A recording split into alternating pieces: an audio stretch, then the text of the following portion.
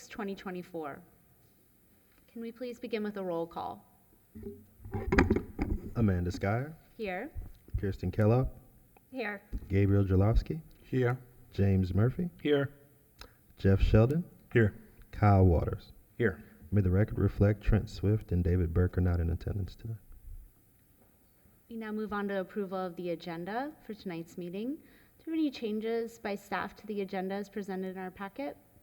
Good evening, Chairperson. Yes, Benjamin Slotta, City Historic Preservation Planner. We moved case number 2417, which is 2330 Lake Avenue, to the consent agenda.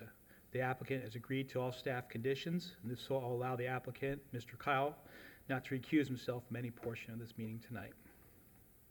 Okay. Any changes by members of the board? Okay, seeing none. If we're all in agreement with that one change to consent, can we have a motion to approve? I move to approve the agenda for tonight's Historic Preservation Board meeting. Do we have a second? Second. All those in favor? Aye. Aye. Any opposed? Okay. Agenda approved. We now move on to the minutes for the February 27th meeting. Any changes to the minutes? Or do we have a motion for approval? I move to approve the minutes for the February 27th, 2024 Historic Preservation Board meeting. Second. All those in favor? Aye. Aye. Any opposed? Okay, motion carries. We now move on to the report of the Historic Preservation Planner. Good evening again, Benjamin Slotta, City Historic Preservation Planner.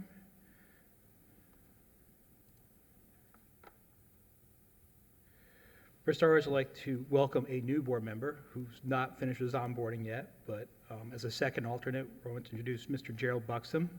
He is the president and CAO of Architectural Resources and the past president and current board member of the Florida chapter of the Institute of Classical Architecture and Art. He is also a recipient of this chapter's 2021 Addison Meiser Medal of Service. Mr. Buxton, would you make yourself known? Great to see you. Welcome. Since our last meeting, staff has approved 197 Level 1, 1 Level 2, and 39 zoning permits. I'll also like to know that we will update the board on next month on the annual awards have been supposed to be held in May. I ask that the board please offer any nominations of some of the most successful applications you've seen in the past year. I'd like to be part of the process. And up next is the city of West Palm Beach, along with many other cultural institutions in the area, is a proud sponsor of the National Alliance of Preservation Commissions Forum 2024 conference, which is to be held here in West Palm Beach from July 31st to August 4th, 2024. I encourage everybody, every member of this board to attend and share preservation successes with a greater audience. We have also a request for qualifications for the update of our 2005 design guidelines as moving forward into procurement. And once again, we hope you all be a part of the process going forward. We anticipate it will take close to a year before this document is complete. And I'd like to introduce Mr. Rick Green. Thank you, Benjamin. Rick Green, Development Services Director. I wanted to touch base on a couple other things that our department is working on that will have an impact on historic preservation. Namely, we have a series of code amendments that we are underway with. Article 2 is the administrative section of the zoning and land development regulations. So what we're trying to do, we've been working with our law department probably for the last 3 to 4 months, meeting every Wednesday, trying to standardize the format for all of our boards, whether it be Downtown Action Committee, this board, the Planning Board, and the Zoning Board of Appeals. So when we have those new code language in place, certainly we will bring them before you for discussion. Secondly, I wanted to mention we are in the process of amending Article 4 in our zoning code is the Downtown Master Plan. Our last update was done in 2007 by Bernard Ziskovich. We recently have drafted an RFP that we are working on right now. We hope that this will hit the street sometime in late April, early May. And we want to, as part of this process, we have already begun analysis on a downtown traffic study. As you may or may not know, we do have a cap of development downtown, so part of what we're going to be doing with this traffic study is analyzing that cap. We are also working on Article 7, which is the mixed-use districts. As you may know, we have made recent amendments to our Northwood area as well as our Curry mixed-use district. We are now working with Dover Cole to update the Broadway mixed-use district. We have some provisions that allow encroachment into the residential area, but what's of significance to this board is that we are prohibiting that encroachment anytime the property abuts or contains a historic district, which we have several of in the north end. We're also consolidating Article 9 is our permitted use table. We have approximately 182 different uses. We're going to try to cut in half and consolidate those using the NAICS code. So that's forthcoming. And then finally, we are amending our sign code. So a lot happening, but the two big issues certainly are the design guidelines that Benjamin just mentioned, as well as our downtown master plan update. I'll be happy to answer any questions you may have. Thank you, Rick. Any questions? Thank you. Thank you.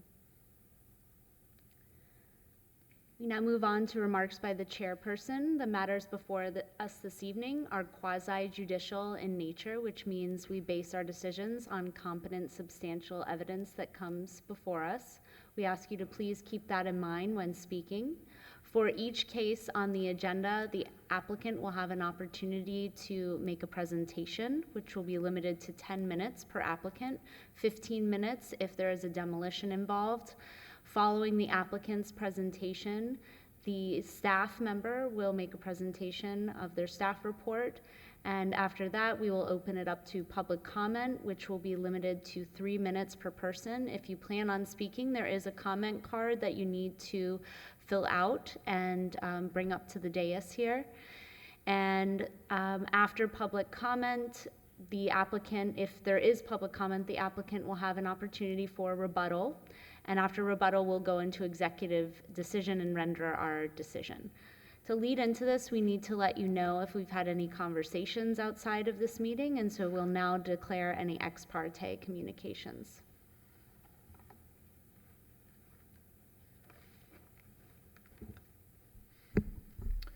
As to all matters before the board this evening, I, Trent Swift, have not had ex parte communications, have not received written communications, have not conducted an investigation, have not made a site visit or visits, and have not received expert opinions. I request that these disclosures and all written communications be made part of the record.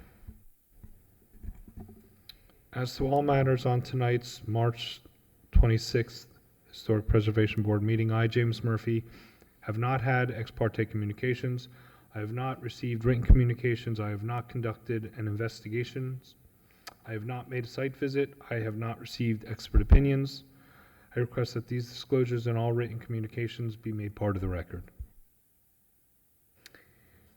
As to matter of 734 Ardmore Road, case number 24-11, I previously declared this ex parte, but I'm going to do it again. I did make a site visit and I did meet with the architect and speak to staff at the time about the project, but I have not had any further communications since I declared these communications at the last meeting.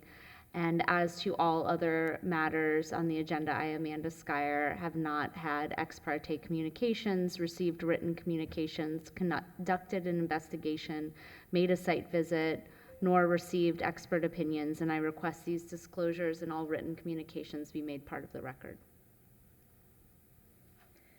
As to case number 24-11, I, Kristen Kellogg, made a site visit with the architect several months ago, which I also declared at the last meeting. As to all other matters on tonight's agenda, I have not had ex parte communications. I have not received written communications. I have not conducted an investigation. I have not made a site visit. I have not received expert opinions. I request that these disclosures and all written communications be made part of the record. As to matter of tonight's agenda, I, Gabe Chaslapsky, have not had ex parte communications, have not received written communications, have not conducted an investigation, have not made a site visit, and have not received expert opinions. I request that these disclosures and all written communications be made part of the record. As to tonight's agenda, March 26, I, Kyle Waters, I do have a conflict of interest case regarding 2417. I'll be stepping aside and recusing myself. As to all of the matters of tonight's agenda, I have not had ex parte communications, I have not received written communications, I have not conducted an investigation, and I have not made a site visit. I have not received expert opinions. I request that these disclosures and all communications be made part of the record. Thank you. As to matter of case number 2411, I made a site visit with the architect a few months ago. As to all other matters on tonight's agenda, I, Jeff Sheldon, have not had ex parte communications, have not received written communications, have not conducted an investigation, have not made a site visit, and have not received expert opinions. I request that these disclosures and all written communications be made part of the record. Thank you. We now move on to our public comment portion of the meeting. Is there anyone here to speak on an item that's not on the agenda? If so, now is the time to do so. Okay, seeing none, we'll move on to the swearing in of our speakers. If you plan on speaking, please rise and raise your right hand. Do you swear or affirm to tell the whole truth and nothing but the truth? Thank you. Thank you. You may be seated. We have one consent case on the agenda. Can we have a motion to approve consent? So moved. Do we have a second? Second. All those in favor? Aye. Aye. Any opposed? Okay, if your case number 24-17, 2330 Lake Avenue, your case has been approved. Thank you. Our next case under old business is case number 2411, 734 Ardmore Road.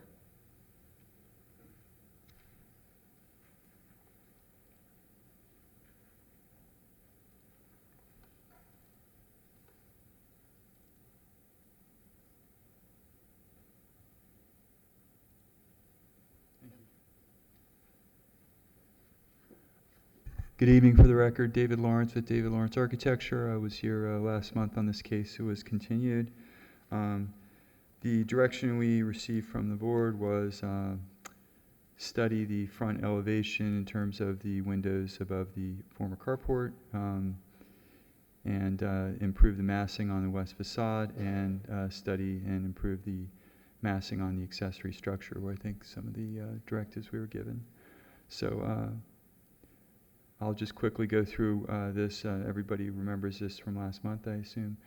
These are just some site context pictures. This was our previous submittal, which was to subdivide the lots. This is showing you the portion of the property that we propose to demolish, which is in the shaded areas, the two accessory structures, the carport, the existing carport, and we're going to preserve the front of the building. These are the existing elevations. A particular note, what we have done in the revised submittal is to duplicate to a large extent the parapet design that was on the accessory structure that we're proposing to demolish. So I'll show you that when we get to those elevations, but I just wanted to point that out as we go through the existing elevations. These were the engineering reports that recommended demolition. This was the original proposal that we did last month. This is the revised proposal. We kind of curved these windows a little more to relate proportionally to these windows. We've changed the window, as you can see in this, to more resemble the other windows, and we've also changed the roof line of the stair area to break down the masses a little more. This is the original proposal. This is the revised proposal. You can kind of see the shift in the mass of the blue, which is the second floor, so simplifying things. This is the original proposal. This is the revised proposal. You can see we've kind of shortened this up a little bit to that's so that we can stack the bathroom on the second floor and clean up the massing a little bit. So this is the second floor original proposal. This is second floor now. That stacks over top of the laundry room now. So simplifying that. Also, if you can see here, this was the original accessory second floor, and this is the proposed accessory second floor, simplifying the massing and pulling the stair to the back so it's not seen from the street. And this is the revised parapet that resembles the demolished one-story accessory structure, proposed demolition of the accessory structure. This is the roof plan. You can see this original, so we've simplified the roof designs a little bit. This is the original proposal, and this is the revised proposal. You can see this curvature more closely resembles the proportion of the existing house. And this is the original proposal, revised proposal. As you can see, we've kind of simplified this roof line here, changed this window here, and these are the windows I talked about previously. And if we look at this, this is the previous accessory structure, and this is the proposed one where we're bringing the massing of it down a little bit, making more de minimis and ancillary to the primary structure, and we've added these columns in to anchor the rear deck a little bit better. This original proposal front facade, and this is you can see those changes. So reducing that massing roof line of that stair a little bit, and on the back you can see we're adding these columns. And we also pushed back this corner of that facade that was part of cleaning up the west facade a little bit. This is the original proposal. This was the notorious Tetris elevation. This is the revised elevation with the massing cleaned up. And the fenestration we've added to make it more appealing from that view. This is just showing some of the elements that we're proposing to salvage, to reuse, along with, as we said, refurbishing the front facade of the front part of this building, the major front 2/3. This is the original proposal. Roof, we haven't changed anything in terms of the heights of the building. All that's the same. It's just cleaning things up and addressing the comments from the last meeting. Were there any questions for us? Questions of the applicant?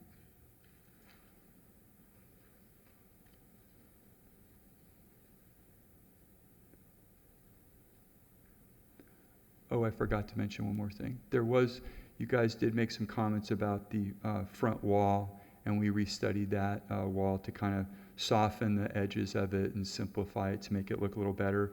We also took the gate, which had a lot more ornamental metalwork, and we simplified that a good deal, which is more deferential to the original building. I forgot to mention that, sorry.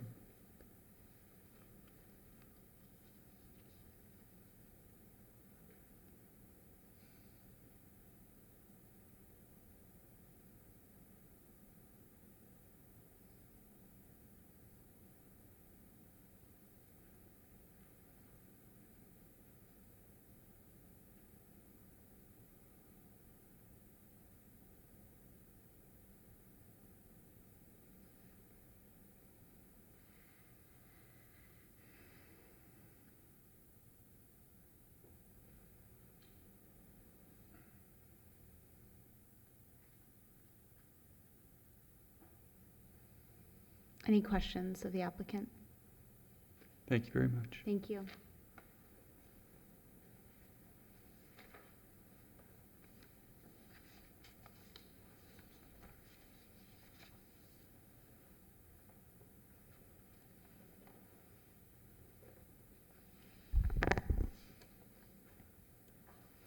Good evening. Ann Hamilton presenting case number 24-11 for ad valorem pre-construction additions and alterations at 734 Ardmore Road.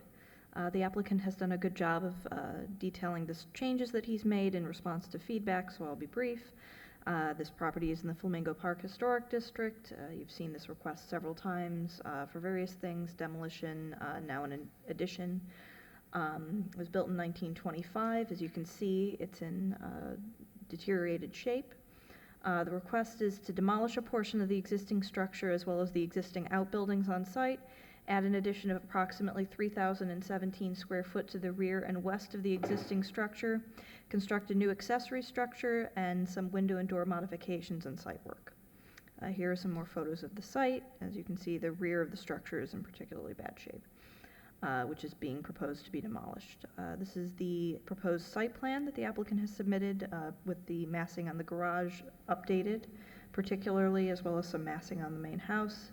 Here's the proposed first floor plan, the second floor plan, and the elevations with those rounded windows added and other details such as the parapet on the garage that have been revised.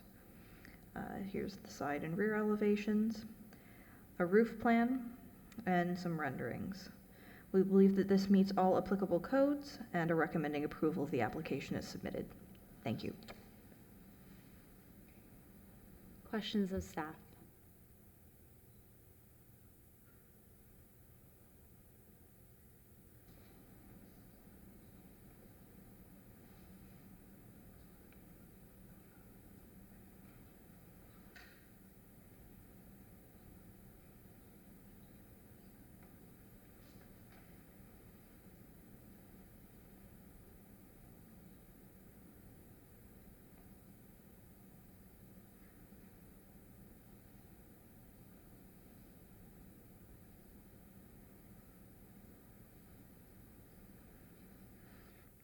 Hi, Ann. Hi.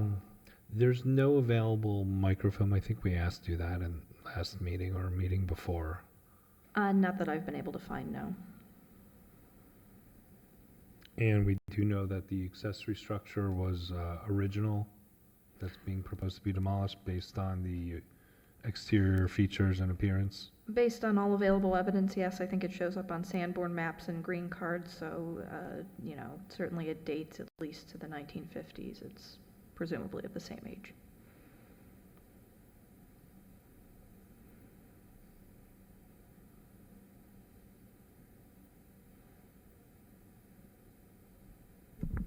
Given the comment that you made about the state of disrepair to the structure, are any special accommodations being made for this application in light of that, or is this being treated the same way as any other application in a historic district? I think it's treated in the same way as any application.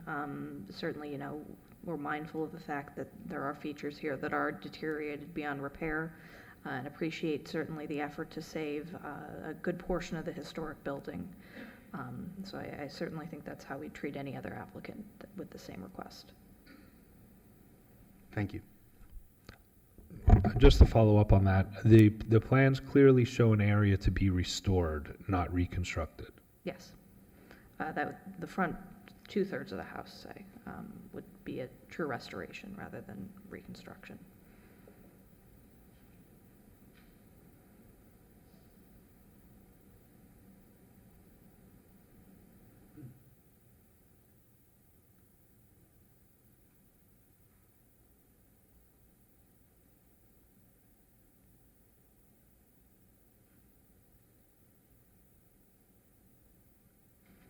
Have you heard from any of the neighbors on either side? I think the main things that we've heard from neighbors was regarding the demolition application. I think generally Flamingo Park, on the whole, seems, from what I understand, to be pretty happy with this version. We welcome public comment, anyone that would also like to provide feedback.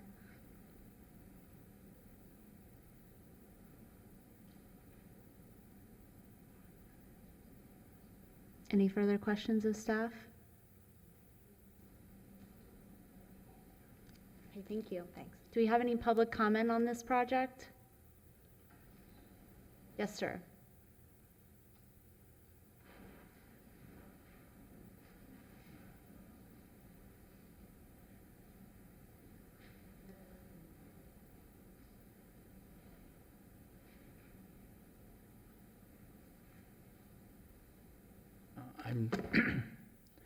I'm Doug Jabrod. I live at 718 Ardmore. And my comments are basically opposed to this house based on its scale. And the statement of purpose of the Historic Board includes protecting and enhancing the scale of existing neighborhoods and assuring new construction is compatible. And I think the operative word here is scale. For 8 years, we've lived in a 1,200 square foot home at 718 Ardmore. Before that, we were in a 2,500 square foot home in El Cid. During those 20 years, we've witnessed one after another of lot line to lot line McMansions being approved and built, much like the out-of-scale house that was approved on Cayuga recently. Our neighbors were generally pleased when 734 Ardmore was denied permission to be split into 2 lots. Personally, I would rather see 2 2,000 square foot homes compatible with the neighborhood than one gargantuan structure out of scale with Flamingo Park. We ask the historic board members to consider scale in deciding this in all cases. Thank you. Thank you.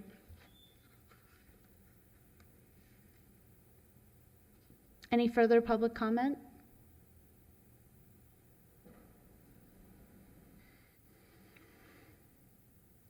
Okay, seeing none, would you like to make a rebuttal?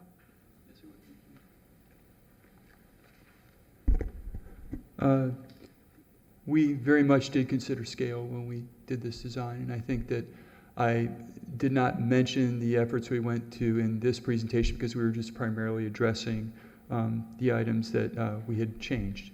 But when we considered this design, the existing structure is the forefront of the property. It's the most dominant element in the composition. All the elements that we are adding onto this building are in the back. They're deliberately masked and scaled so that they're secondary. I do believe that we very much have considered scale in this.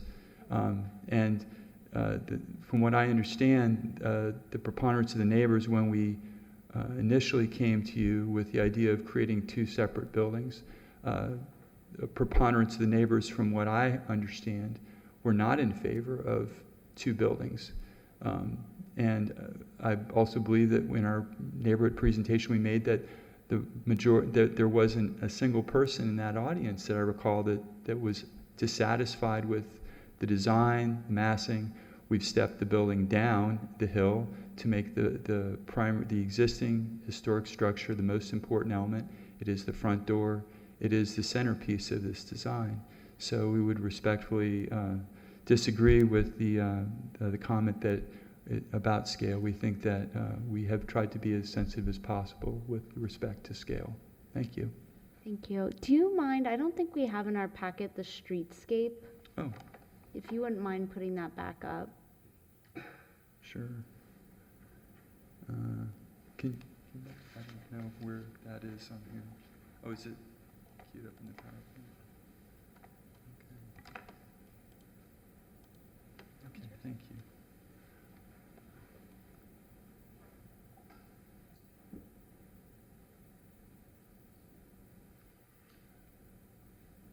There's the streetscape there.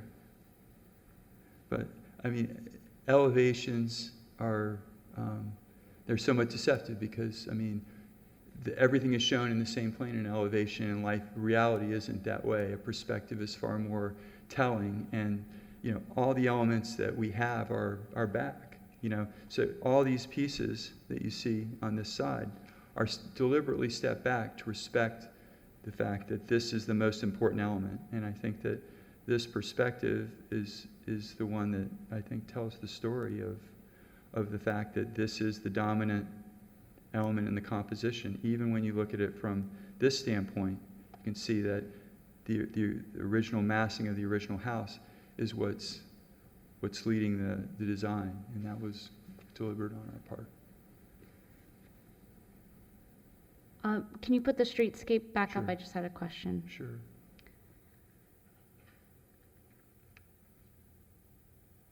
Okay, so you're showing the garage almost faded to show that it's further set back? It's about 85 feet back, yes. Okay.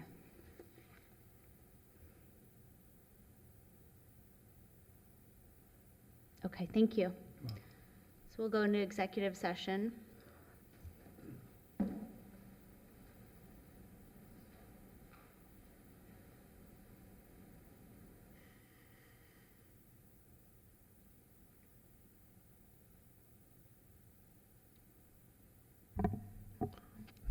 I can start.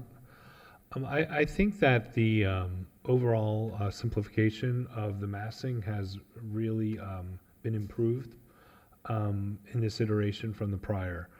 I do think that the house is a big addition, particularly with the neighboring properties. But it's also my recollection, or maybe it was from an introduction from prior staff, that the lot split did face some adversity in the community, which is why this iteration of the aggregation is before us. That said, I do think that the garage portion of the structure has regressed from the previous version in terms of the massing. I think the massing was more successful, particularly as it eased its presence on the property immediately abutting it on the corner. I also have a strong opinion about the garage doors. I know that they're set back 85 feet, but I think that an effort should be made to break that single pane of 17 feet of width of a garage door into two separate doors to, again, aid in getting the scale down, still maintaining the spatial requirements of 2 cars and the garage component. But I think there's a lot of improvements that are here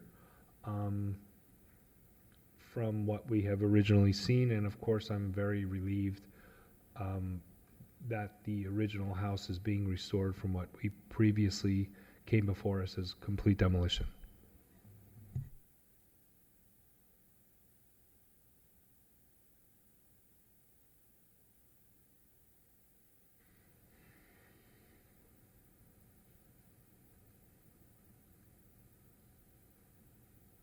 Further thoughts?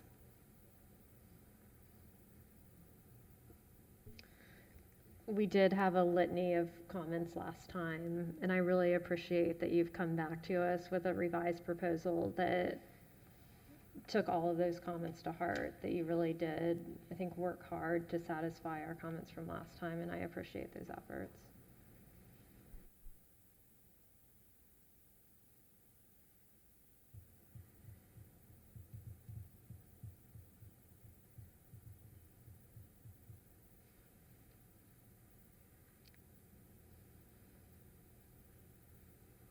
Any further comments from members of the board?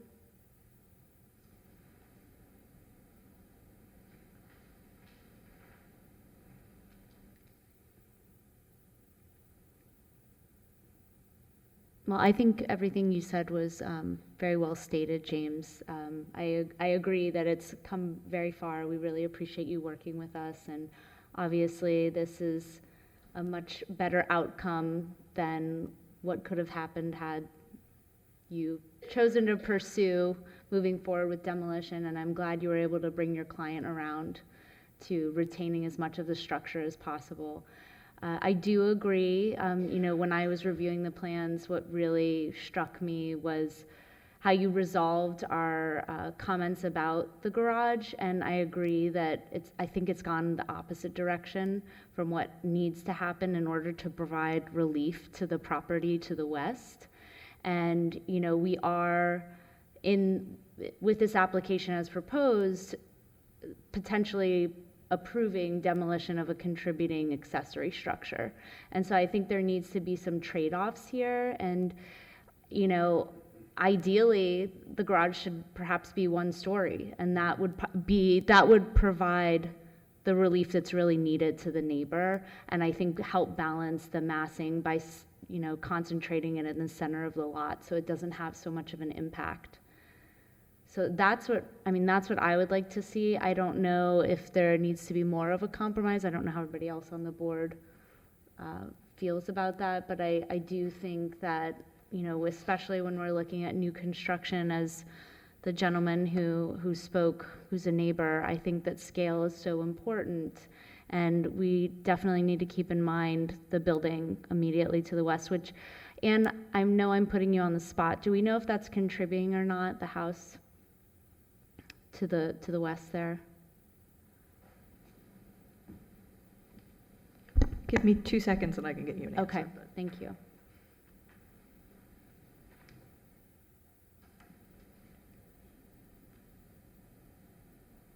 So while she's checking that, does anybody else want to weigh in on how they feel?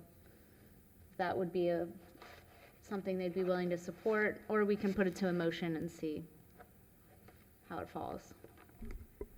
Well, it does look like, I'm just reading our site plan here. We have the 25 required, and then for our lot coverage for the site, and then you are utilizing the 0.3, am I reading that correctly, David, accessory structure? So you're utilizing one of your bonuses, right, for that accessory structure. So I think when you're talking about like the massing of the accessory structure and that being objectionable, I think it's important to understand that we're actually utilizing, is it a bonus or a special exception? Bonus? A bonus. We're utilizing a bonus in the code to create that, to allow for some of that additional mass. So, do you want me to explain it, James? Okay. I was just getting a look. So in the code, there's a provision that if you have an accessory structure, you can get a bonus for having an accessory structure. So you actually get additional lot coverage by having an accessory structure for the City of West Palm Beach code. So that's what Mr. Lawrence is utilizing here to create. So in addition to just your straight lot coverage, which anyone can take advantage of, but by having the separate accessory structure, he's able to create more of a footprint than he otherwise would have. And I just think that's important to acknowledge when you're kind of talking about the overall mass of the structure, that it's what's technically allowed and then including this bonus. But if that bonus is something that you're finding objectionable, then maybe that's part of why. Not to interrupt, but to answer the previous question, the homes on either side are both contributing. Okay, thank you. And that bonus lot coverage is more or less the footprint of the garage, the accessory structure. I mean, give or take a few feet. So it's not like they're putting an accessory structure and then gobbling up more lot coverage for the principal structure. You can, yes, but you can utilize it. You can be creative in how you utilize it, I guess. And I don't know the exact calculations. You know, it's not like the town of Palm Beach where we have everything detailed. Yeah, it's about 400 square feet, and that's about 3% of the lot. Oh, I see it now. Yeah, I see the summary.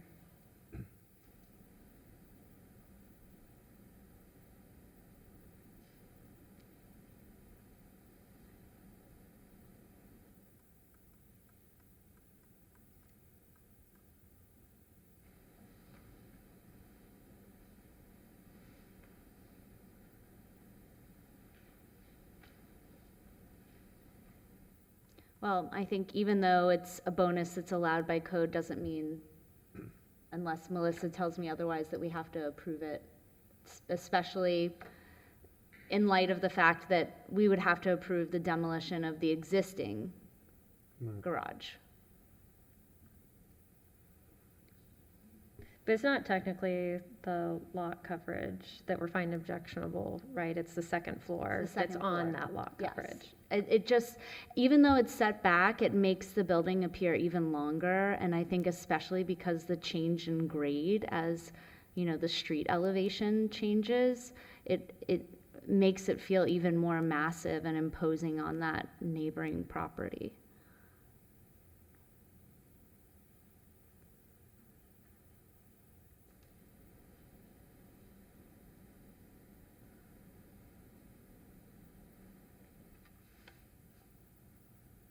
I also think it complements well the contributing structure if you kind of end the building with that original detail of the shaped parapet.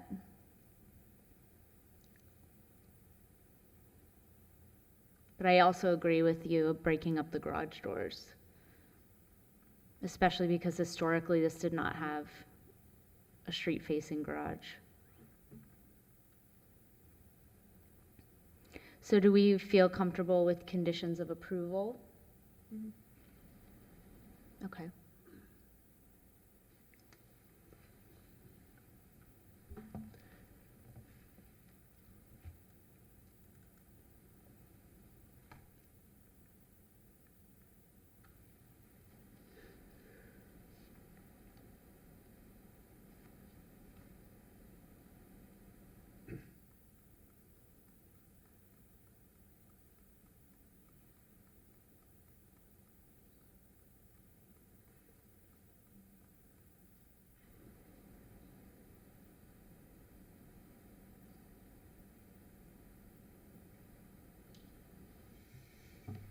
The original accessory structure had a square garage or a larger square opening.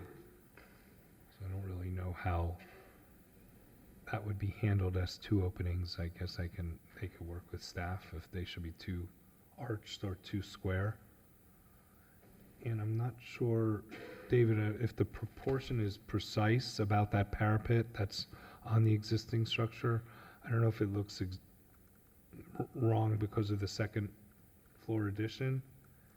It seems elongated.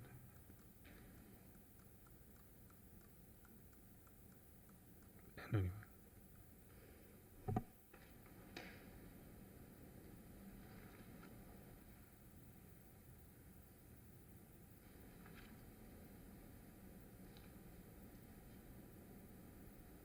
Well, we can make that a condition to restudy the parapet proportion. What's the ceiling height of the garage?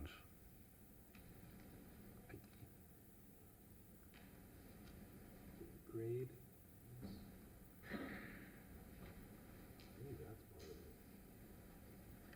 It's too tall. 12.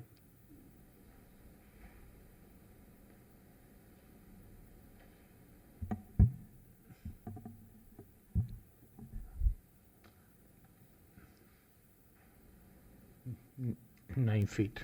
9.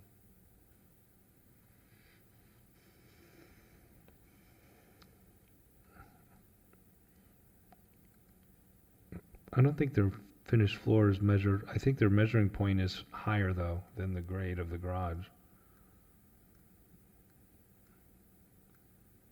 I think they're measuring from the finished floor of the interior space of the house. So that's probably, what, another foot?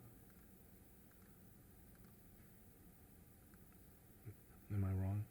I might be wrong. Can we ask Mr. Lawrence to confirm? Sure. Mr. Lawrence, what is the ceiling height in the garage? We had 9 and 9, but we'd be willing to do 8 and 8.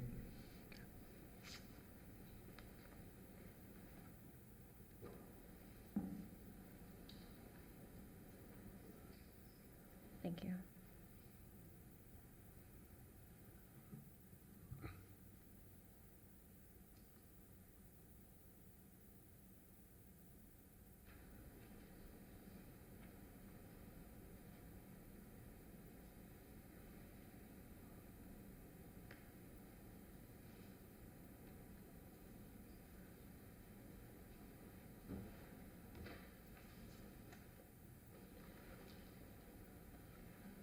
Are we ready?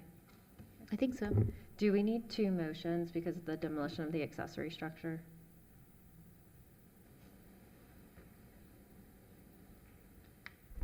I think Melissa can weigh in, but since it's not a demolition application, I don't believe they would need one. Since there's a demolition of an accessory structure involved, but it's not a strict demolition application, do they need 2 motions? Because usually, a full demolition is a separate application, but this is just, Yeah, no, if it's not a formal demolition application, just start with the one. Thank you. I move that the Historic Preservation Board approve application number 24-11 for ad valorem pre-construction additions and alterations in accordance with standards 9 and 10 as set forth in section 94-49 of the city's zoning and land development regulations. The motion is based on the testimony presented along with the application submitted and the staff report, which constitutes competent substantial evidence. In addition, the approval of this request is made conditional upon the following restrictions, stipulations, and/or safeguards that I move are necessary to ensure compliance with the purpose and intent of the Historic Preservation Ordinance, the Historic Preservation element of the Comprehensive Plan of the City of West Palm Beach, the Secretary of Interior standards, and additional criteria set forth in section 94-49 of the city's zoning and land development regulations. The conditions include the following. 1, restudy the parapet proportion in relation to the existing. 2, change the garage doors to 2 separate doors and work with staff on exactly what that looks like. 3, eliminate the 2-story mass at the accessory structure and lower the ceiling height in the accessory structure. Do we have a second? I'll second that. And Kristen, so that second floor mass is the elimination of the second floor? Yes. I'll second.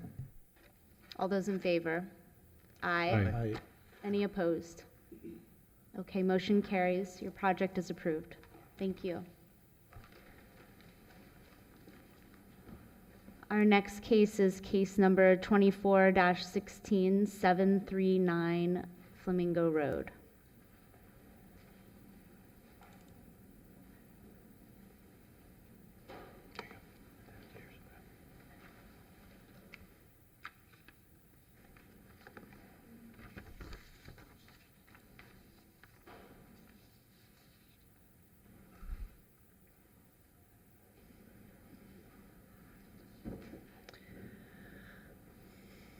Hi, good evening. My name is Polly Daughtry from Paradello Burgess Design Studio for case number 2416. I'm here representing Kyle Assad and Caroline Nye. Kyle is here this evening, and our request is for an ad valorem application.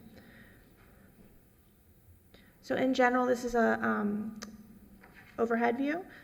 So we're proposing a second floor addition where it's outlined in red. So you can see it's a little bit set back from the front facade. So the home is located in the Flamingo Park Historic District. There's 501 contributing structures, and there's a mix of mission revival, frame vernacular, different styles in that neighborhood. So you can see that this is a mission revival. It was built in 1924. It includes stucco finish, an exterior arcade at the front entry, a roof parapet, and arched windows.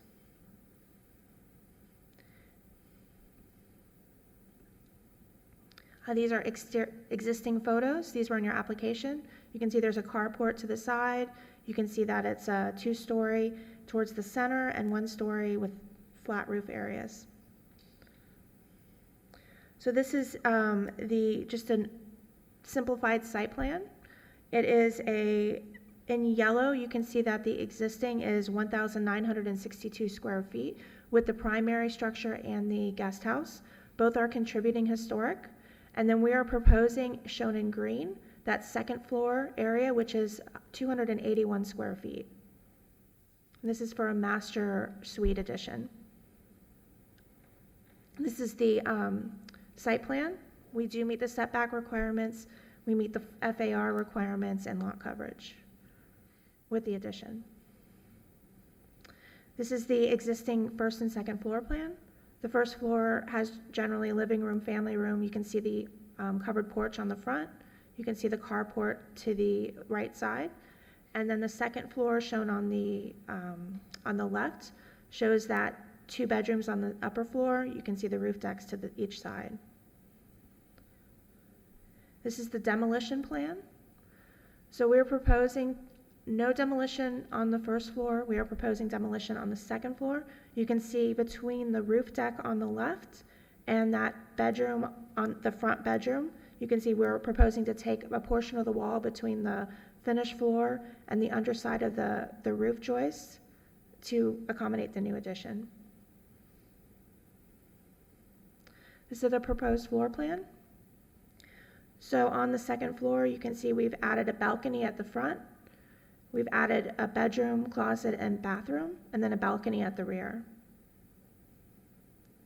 We've also added on the left plan on the second floor, on the roof deck, we've added a door that goes out to the roof deck. This is just to access the roof deck for maintenance purposes. This is the proposed and the existing roof deck. Very similar. We're keeping with that parapet roof on the addition. This is the demolition elevations.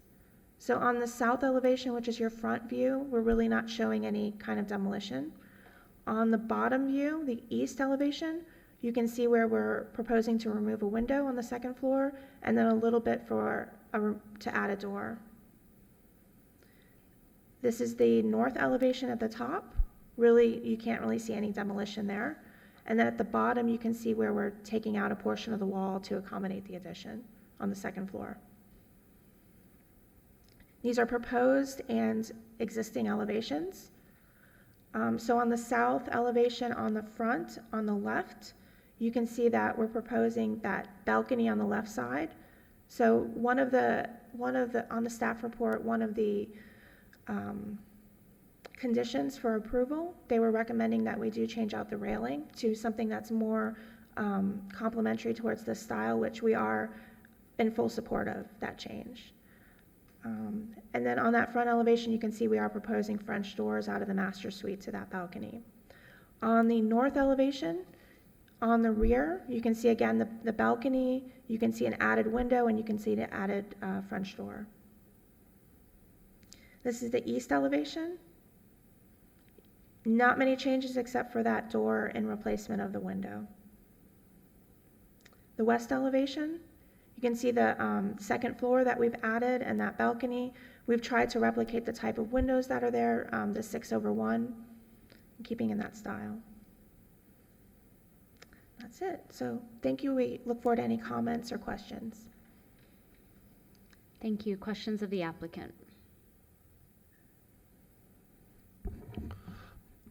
Yes. Polly, in your drawing sets, you have site plans that have a gray pochade area and areas that are not pochade gray.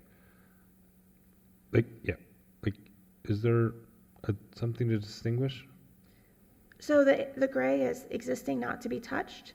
The area that's not shaded is that there is modification. So they are doing some finish modifications to the walls in that living room and family room. They're keeping the wood floors, but that's pretty much the distinction there. But it's interior modifications. Correct, yeah.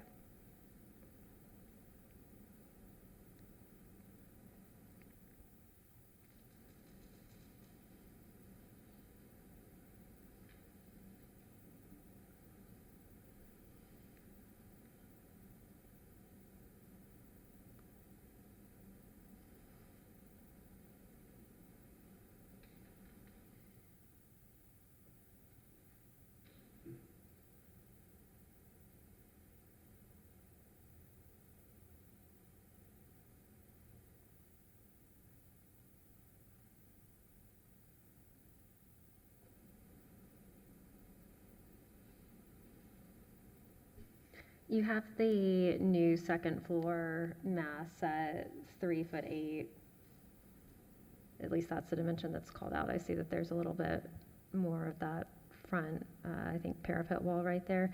Did you ever explore pushing it back further to create more of a differentiation? Because you now have an exterior wall lining up with the exterior wall below it, which actually, to me, I think it's harder to understand the differentiation between the old and the new because you've lined up those two exterior walls. I mean, I understand what you're doing structurally, but there's more than one way to do it. So I just wanted to know if you had explored that. We did. It's getting tricky with the stair. So we try, and again, it should have been shaded in this, the bathroom that's in the center right below the stair.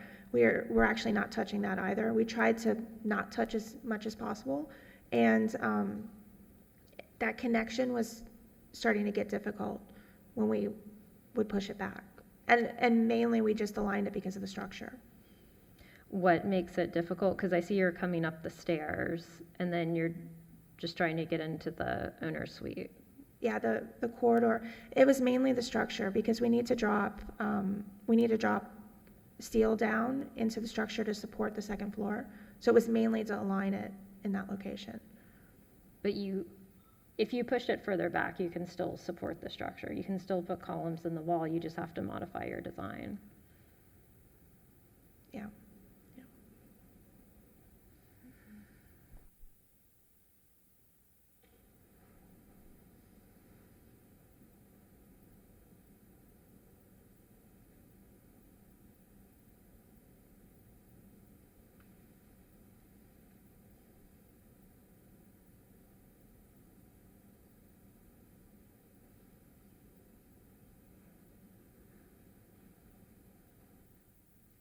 You didn't do any renderings, did you?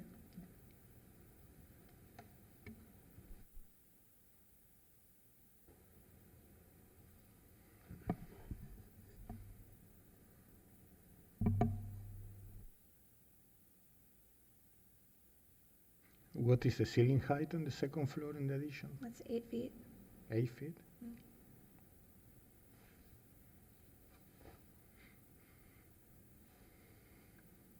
Do you have a streetscape or images of the neighboring properties? No.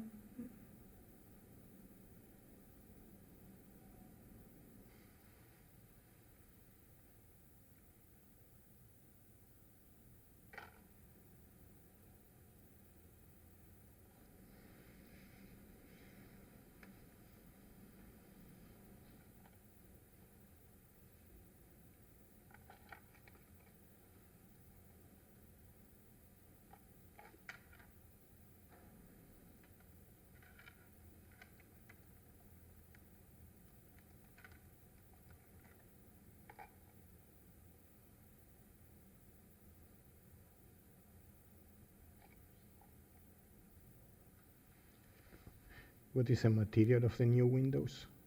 Say that The again. material of the new windows? Just like aluminum. Aluminum? Mhm.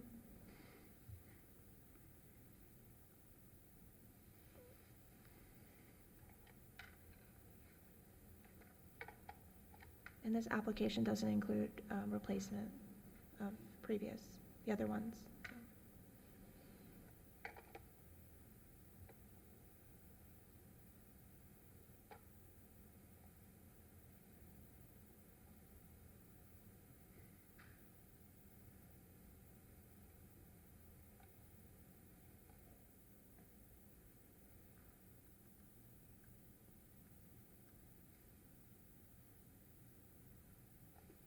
Any further questions of the applicant?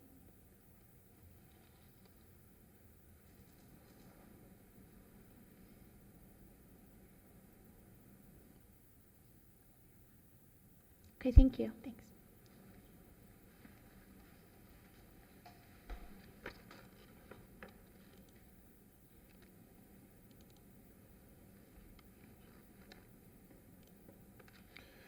Benjamin Slaughter presenting for HB case 2416, 739 Flamingo Road, excuse me.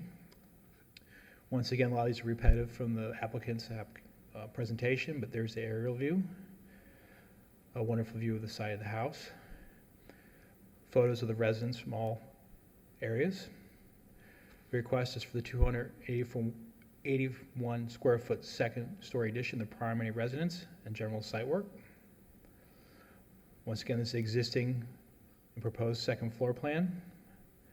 The east elevation, the north elevation, west, and finally south, as far as existing and proposed. We believe it meets standards 9 and 10. And we approve of one condition: the new exterior railing be compatible and complementary with mission-style architecture.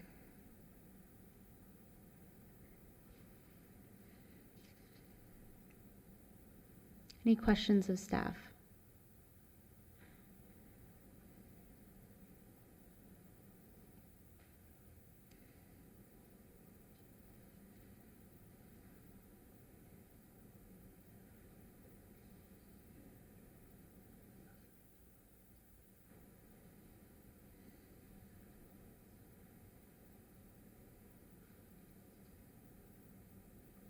Any questions of staff?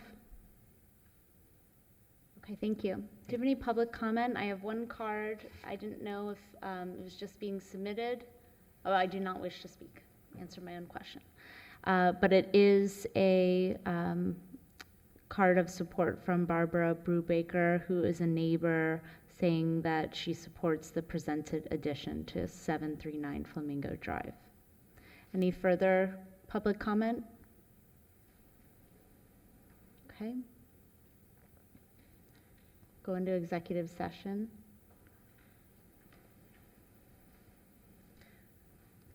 I think overall it's a good application, but I have two major items that are causing me a bit of hesitation. One is that, like you mentioned, we don't have the streetscapes.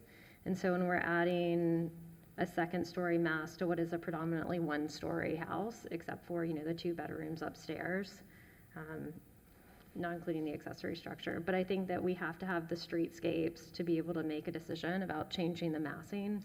When you're looking at the streetscape, I can barely see what I think is a two-story house next to it, but I just want to understand what's actually happening there. And then the other one is the item that I mentioned before. We're seeing a lot more of these applications that have the two-story above what used to be a one-story element. And I think because typically we see them set back, and I know that that is what Ms. Mittner had requested of the applicants. And this one is set back, but it's set back with another exterior wall beyond it. And so I do feel like when you're trying to understand the development and the progression of this property, that it would be difficult for someone looking at this later to understand that that was a later addition because of the placement of that.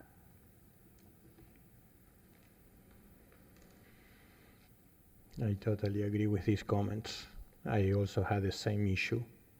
And I know that structurally it's going to be a challenge to push that elevation back, but I think that is necessary. And also I don't know really if the second floor ceilings are 8 feet or the parapet is too high, I don't know, but should be lower than the rest of the house.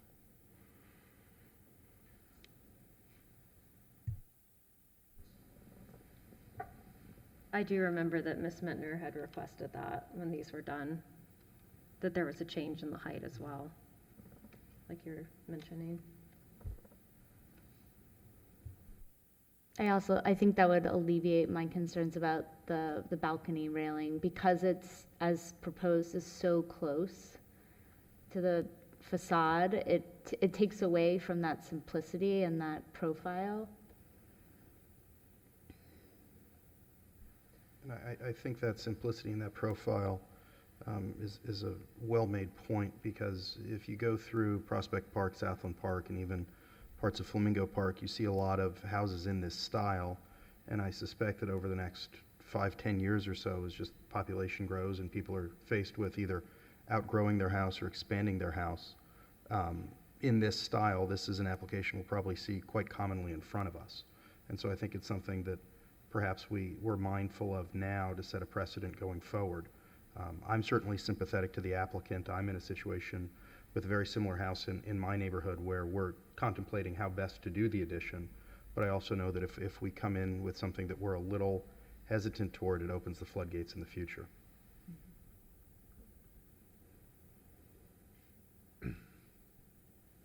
And I also look at the restraints of this, and to me, I can see how you would be able to shift it back quite easily while maintaining the same program with just, some adjustments. So I think it's fair to the applicant and accommodating.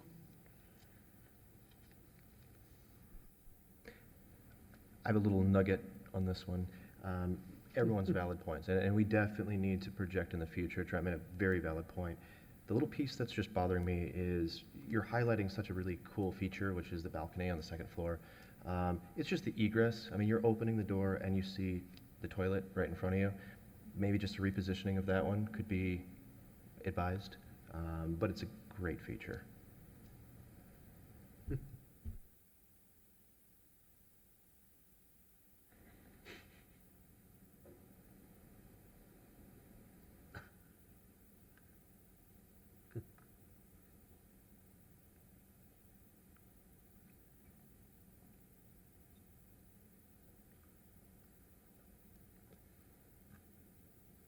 So the back balcony,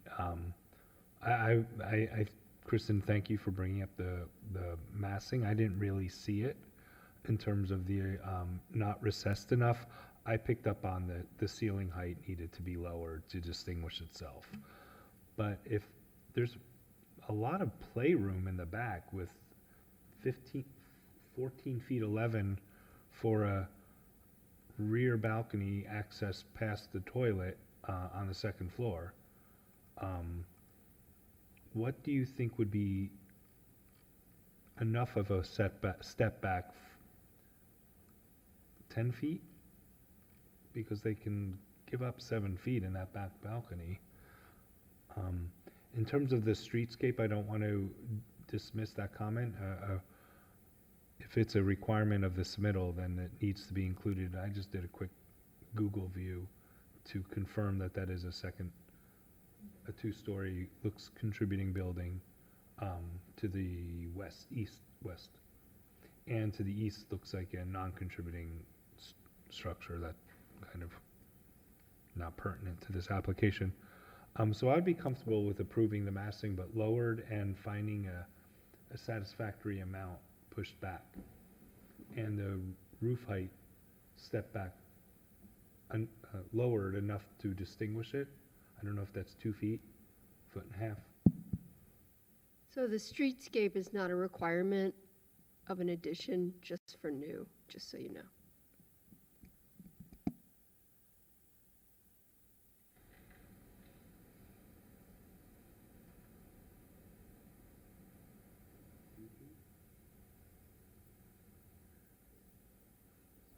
Well, it's 10 feet for front-facing garages, so I don't know if there's a hard number. I just know that it needs to be more than it is, and enough that someone walking by would be able to understand that that's an intentional difference in plane. So I don't know that it needs to be as much as 10 feet, but I do think it's helpful if we're specific. I think anything to lessen the impact of the balcony from taking away. I think it needs to be at least double what it is now.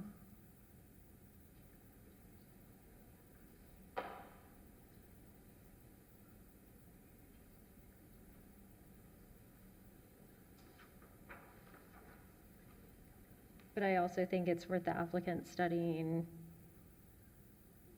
structures of the style. And I mean, as you mentioned, there's a number of good examples of how they would be set back. And usually it is more like you're mentioning, Mr. Murphy, I think it is more like of the time, a room depth of 10 feet. So, I mean, I don't know, maybe we can say 7 to 10 feet and leave it up to the applicant. Is that precise enough?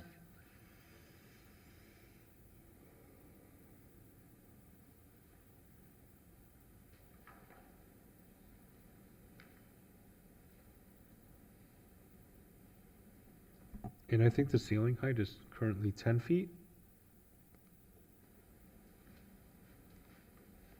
I did just pull up our as-builts. It's 8'2".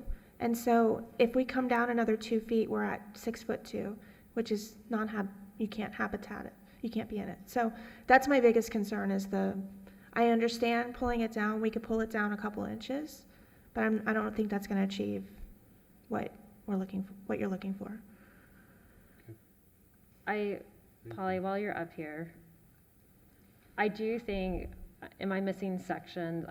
They're probably not a requirement for this, but if you change the parapet detail, like how much of the parapet is actually sticking up, can you shorten that so that, because what's the difference between your ceiling height and then the top of your parapet? Sorry, we didn't take a measurement of that, but regardless, I think that there's a way to do it if there's that much space that you're working with to have to try to minimize the roof structure of that. Yeah, that's what I was trying to do. Turning it into a 6-foot curb, a 6-inch. Right. You're right there. Because I think most of them were built where they had at least 18 inches of a parapet wall. You can see the scuppers in one of the facades. So there is where the roof line is, probably. Yeah, it's not much. I mean, we're open to studying it, perhaps with staff, because I understand where you're coming from. It's just, we can't really go super low in the ceilings, Yeah, but there's something that's happening there, and that, about 2 feet of space that you have between your ceiling height and what is that, like, roll-on material? So it might be the roof structure that, is thicker than it needs to be, and maybe it's like the slope. Okay, So I would work with your structural engineer and figure out how you can skinny that up, like the structure of it. okay, And then that will help you bring it all down while maintaining 8 feet on the interior for okay. your ceiling height. Yeah, we can do that.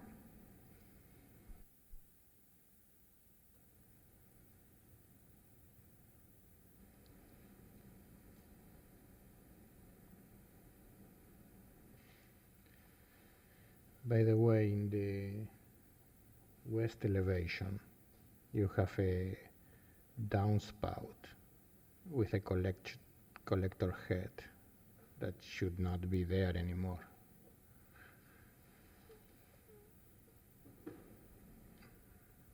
That collector head with the downspout, you are adding an addition above it. Yeah, understood.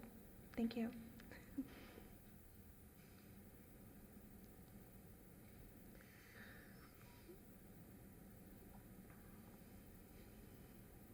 Any further discussion, or would someone like to make a motion?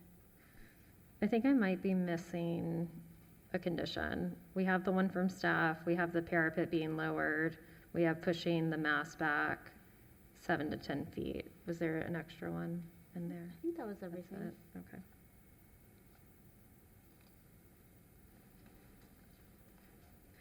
I move that the Historic Preservation Board approve application number 24-16 for 739 Flamingo Road for ad valorem pre-construction additions and alterations in accordance with standards 9 and 10 as set forth in section 94-49 of the city's zoning and land development regulations. The motion is based on the testimony presented along with the application submitted in the staff report, which constitutes competent substantial evidence.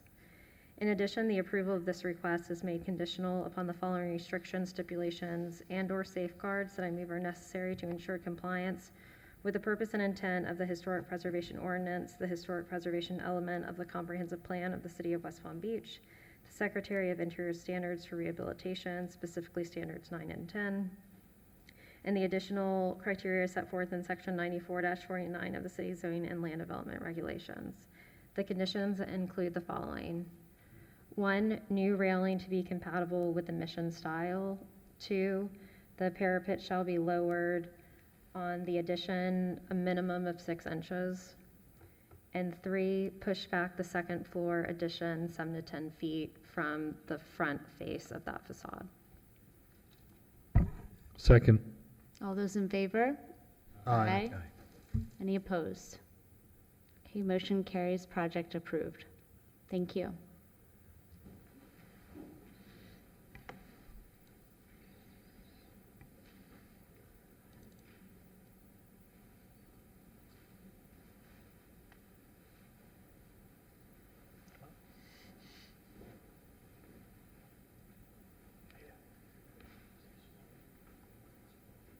Good Our evening. next case is 2419, 616 Claremore Drive. You were sworn in. Yeah, I was here, yeah. Good evening, and thank you. I am Thomas McKay. I'm one of the owners and the architect for 616 Claremore. So this is, let me see, if I go to the next page. The property is located between, I can't even see that. I thought it was going to be big. It's on Claremore between, I think it's Florida and, I can't read the, I can zoom in. Florida and Georgia. Florida and Georgia, there you go. This is a plot plan. Excuse me, I don't want to interrupt, but Yes. we don't believe you stood up and raised your hand. We just Oh, I said can do it again. Be sworn in. Sure, so- oh, okay. Okay, Do I have to be sworn in? yes. Do you swear or affirm to tell the truth, the whole truth? I do. Thank you. This is a plan of the existing lot and showing three existing structures. This is the main house, which has the, was built in 1925 and is of historic character. This is a secondary accessory structure, which was a garage, and there are some images of that falling up. And there's a third structure we refer to C, which is a cottage structure. The proposal is to, as you can see in the first, in this image, the structure B goes into the setback lines of the required setback lines of the lot. It extends some 10 feet towards the east and 3 or 4 feet towards the south. The proposal is to set the building back to be within the zoning setback area and redistribute the floor lot coverage to the back of the historic structure and connect it to the second structure so that in effect it becomes one larger residence, and maintaining the building C, which there will be no work done on that, no proposed work. We propose to add a second story on top of the building, what was building C, which becomes building A, in order that the pool, which is outside of the structure B, could be accessible to the entire property, entire house. So this is just a study that shows the lot coverage would comply. It's not, it's less than the allowable, as well as the floor area. There's 4,317 allowable floor area, and we're only, with the proposed addition, we're at 3,456. This was a study that we did. It was a more thorough study in some of the drawings that you guys should have in front of you of adjacent properties that are of similar quality. This is one which is about a half a block away that shows an existing garage structure with a habitable area above it, adjacent to the main structure. This is another one that is on Florida Avenue, approximately 2 blocks away, which also shows a similar type of habitable structure above the 2 garage doors. So this is, excuse me, the view from Claremore Drive, looking back. This is the structure that we're proposing to enlarge. As you can see, there's a mansard roof on the back of this structure, which you don't really see in the area. And I think, it was obviously added later, at a later date. And our proposal is to make this volume more similar to what other garage with residences above or habitable areas above, more fitting with some of the detailing also of the existing house. These are the proposed plans, Claremore Drive being on the left side here. So the existing house, main house, stays pretty much the same with some minor interior renovation at the back, an addition of a bedroom here, and then a large area that would be facing the pool in the structure B. And the second floor would be the addition of 2 bedrooms and 2 bathrooms. This is the existing elevation from Claremore Drive. This is the elevation from the south. This is the elevation from the east and the west. This is the proposed elevation from Claremore, and the proposed elevation from the south. This would become the new elevation towards the pool, which is not visible from the street, and this is the elevation from the west, which is of the existing house, showing a small addition towards the back. That's it.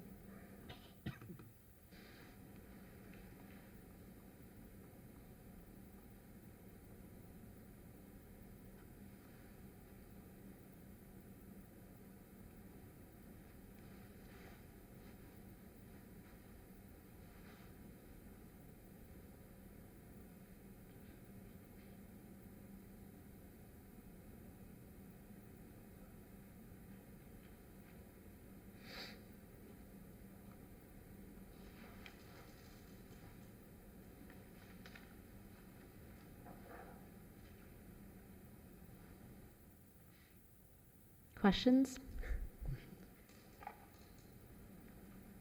Thank you. You're demolishing a little piece of the existing building Correct. A that sticks in the setback? Yes, correct. Right. This area here, this is the east side of the Nope, got it. existing structure, and the south side, small bit. Thank you for asking that. I was like, which part is being demolished?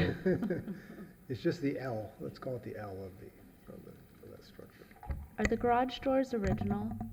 No, I do not believe they are. Actually, I know they're not. They were constructed by, I met the craftsman that worked on making those about 10 years ago, I guess. Yeah. So we would be proposing a wood door that was impact resistant and perhaps a small bit of glass in it.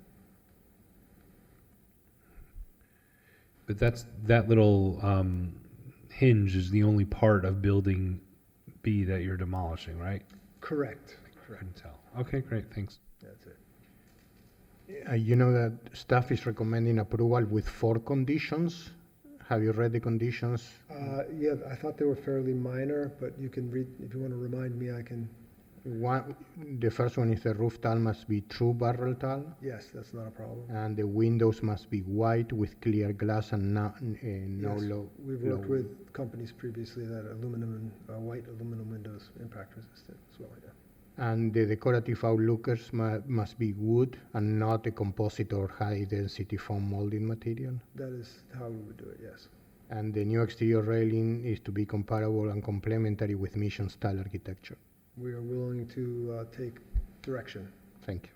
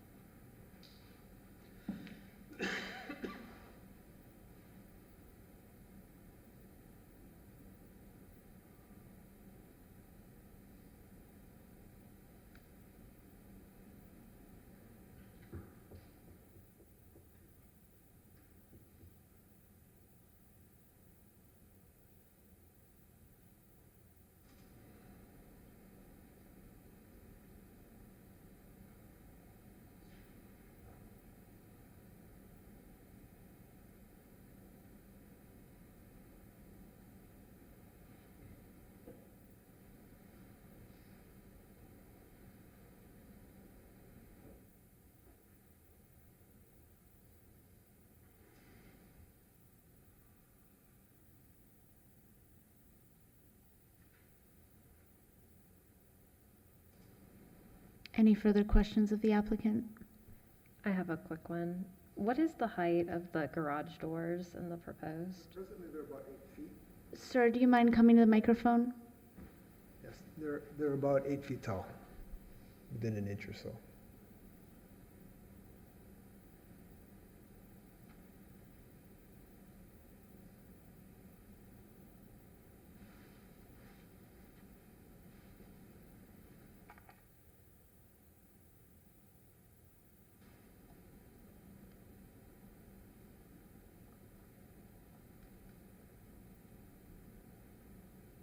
And what are they currently? They're wood, The height of the garage? 8 feet. They're 8-foot doors. Yeah.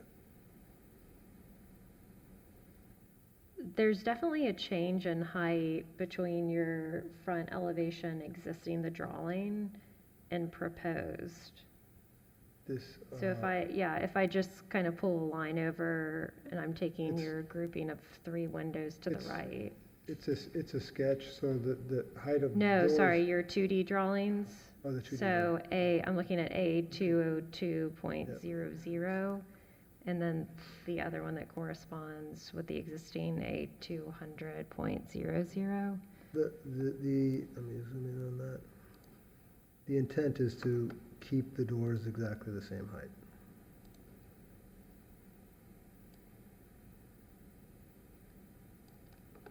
And you're right, something looks a little bit off in the scale here.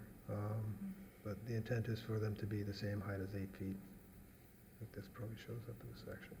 And I know that the existing windows have a lot of shutters on them, and what I'm seeing primarily for the fenestration is from an aerial photo, but is the existing fenestration 1/1 for the light pattern? It's 1/1, yes.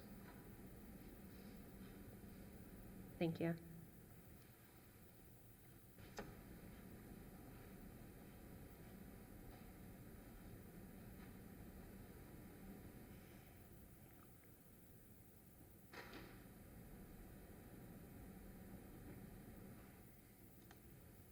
Any further questions?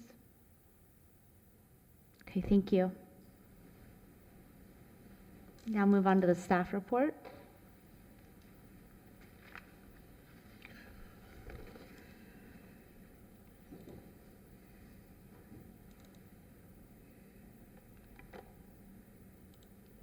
Benjamin Slaughter presenting for HB case number 2419, Avalon pre-construction alterations for 616 Claremore Drive. This is our aerial view right here. And this is the front, the facade from the driveway. Photos of the sides of aerials and around the property showing the pool in the front. The request is for the demolition of a 1935 portion of the accessory structure, combining two buildings together, creating a new entranceway, with, we believe, a total of combined work of about 908 square feet. This is the floor plan showing the first, second floor combined. I'm sorry, the first, second buildings combined. The east elevation, existing and proposed. The north side. The west elevation, and finally the south. We believe this does fit standards 9 and 10, and we approve the recommendation with the following conditions: that the roof tile must remain a true barrel tile, the windows are white with a clear glass and low E, no low E, the decorative onlookers must be wood, not a composite or foam molded material, and the new exterior railing is compatible and complementary with mission style architecture. Any questions? Thank you. Questions of staff?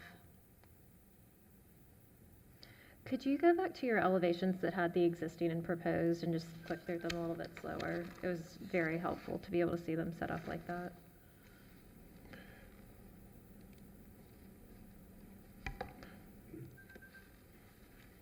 The elevations. Oh, I'm sorry. You're fine. The east.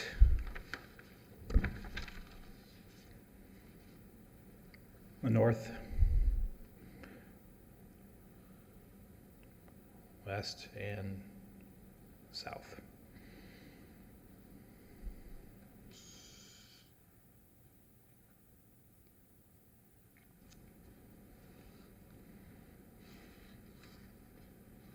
Do you believe that the fenestration pattern on the structure that was closest to the street was originally 1/1s?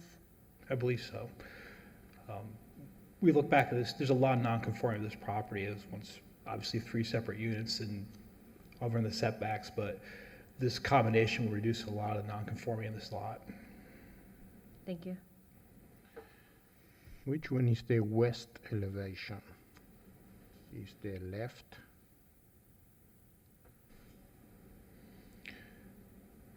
Left, it would be, looking straight at the house, it'd be the right side.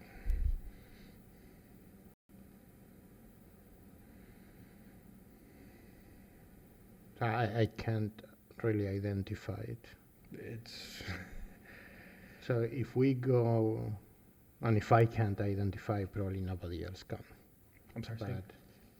That nobody else can identify which one is which. But my question is, I want to see the addition, the one-story addition, that in this roof plan you can see that is like expanding the existing roof, and I am wondering if we should have a break there, and the addition shouldn't have the entire width of the existing house. So it should be narrower and lower or higher or something different?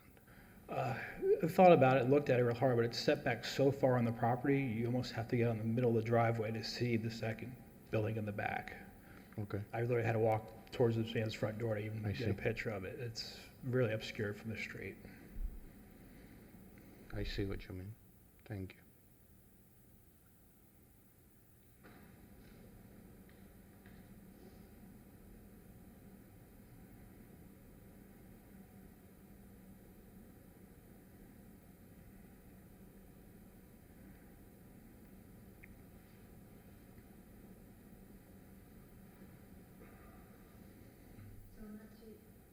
On that two-story mass, there's no fenestration on the west then, at all?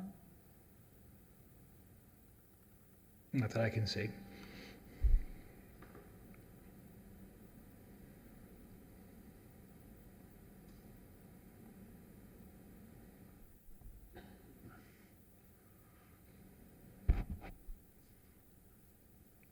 So Benjamin, with the proposal being having this accessory building now attached to the primary structure, the whole thing becomes, for zoning purposes, a primary structure and has to comply with all the setbacks. Correct. That's probably the reason why they're demolishing those aspects that they are in terms of the side and also the rear. If this was a detached accessory two-story structure, the setback would be the same as they're proposing. I believe so. There's also a second accessory structure on the property, which, Yeah, it's something we really can not see. Okay. part of the application per se, right? They're No. not doing much to that. Nothing. Right.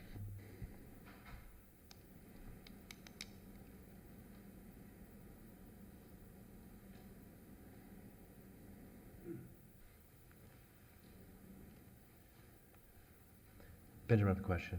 Yes. With the garage, the new garage doors, are they functional to egress into that living space? Tell you the truth, I don't know if they were gonna be functional or not. It's not a garage per se, but it's there for ornamental purposes, probably. If you come on, please.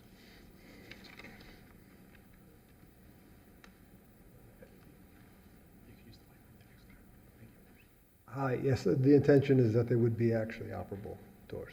Be operable. They're operable, but they're not to store a vehicle. Your living room is there, right?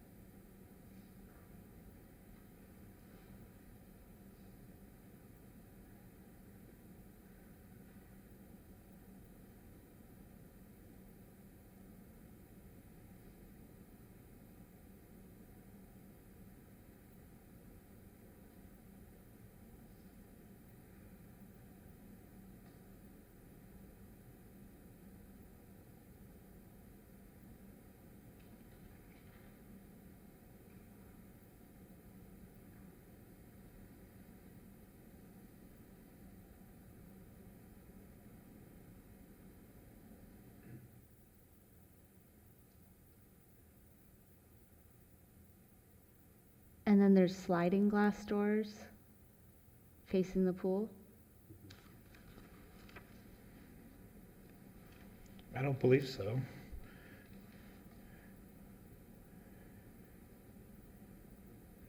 I believe those are the same garage doors as shown as the sliding glass doors. What kind of, are those sliding glass doors opening to the pool area? Let me use the elevation.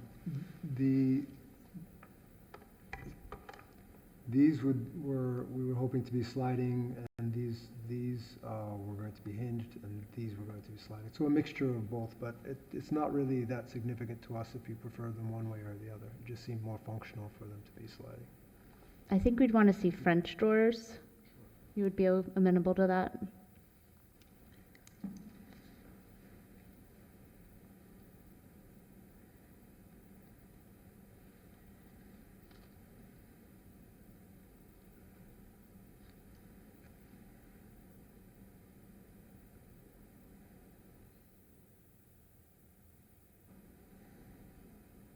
And are all the other windows, are they horizontal?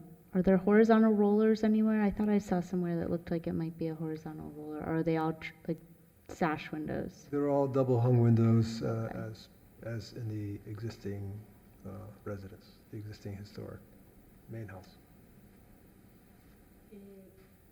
Can you stay up there? I just, Yeah, sure. I haven't been able to study the plans fully enough to understand the window configuration that we're talking about. So on this elevation here, above the sliders or fix that you have below it, Yeah. up above those, like the one to the left, Yes. if those are single hung, are those two single hungs right next to each other that has like a mole in between them, or is that? Yes, there's actually on the elevation towards, this is not represented properly. There actually is these are both single hung windows. So there's a horizontal here, so we were using that as the sort of representation to try to use for the newer windows. So those are two separate units then? Two separate units. That abut each other? That would go next to each other, yes. Be fixed. And is that true for the windows that sit above the garage doors as well, that you have? Correct. That was the desire, is that there would be actually two separate, that would be. But they're different proportions?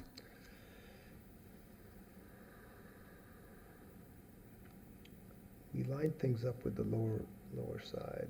So these were lining up, but once again, this was our first attempt, so these probably would make more sense to be a little bit smaller.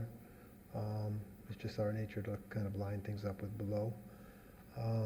So they could be of a similar dimension, all of these upper windows that are double, if that's a preference. And are you basing the proportion of the second floor windows above the garage on the primary structure under that pent roof? Are those the same proportion, or they're slightly different? I think this is similar to what the proportion of these are. If I were to draw a line across here, they're similar. I would think they need to match I agree. with a mole in between them.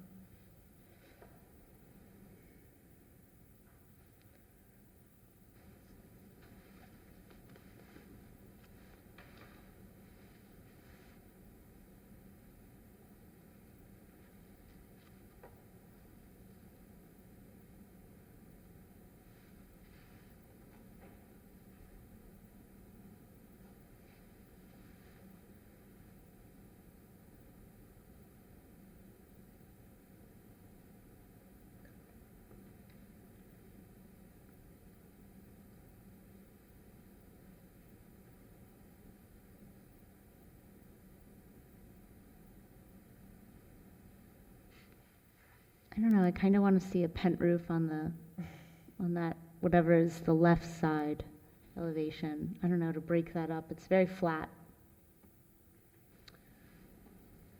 Something. Looking at the surroundings, this seemed to be more in keeping with other typologies in the area, so we approached it that way.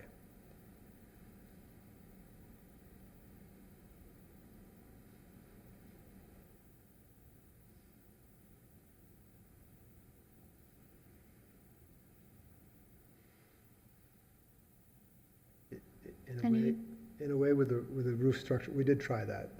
Yeah. It just looked too important compared to the existing house, I guess. Okay. Yeah. Any further questions?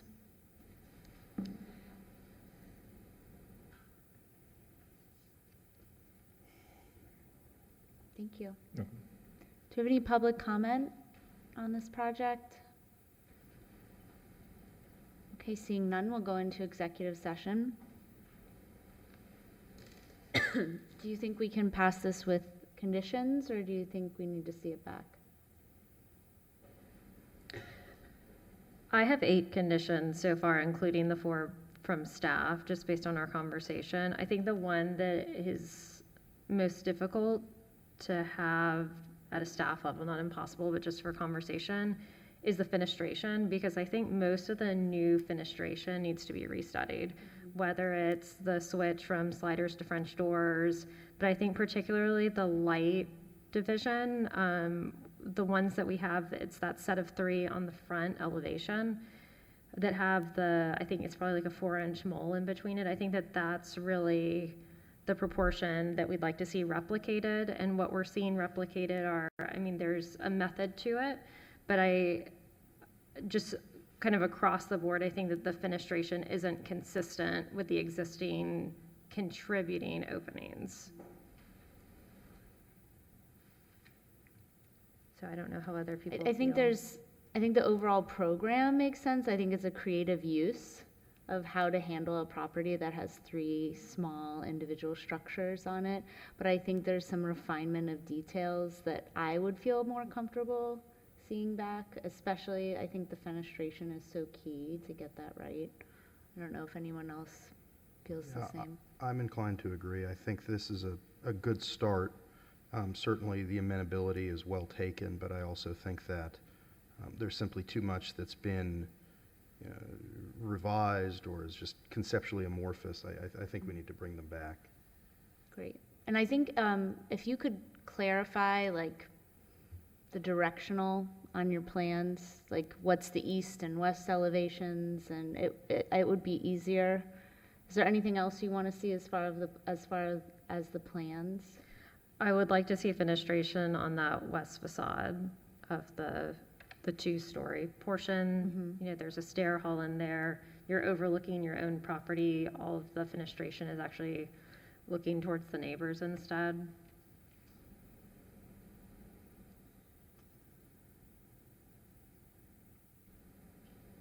Sure. So essentially, we're talking about, for me to understand, the proportion of these windows, you'd like them to be a little bit more similar to the existing house.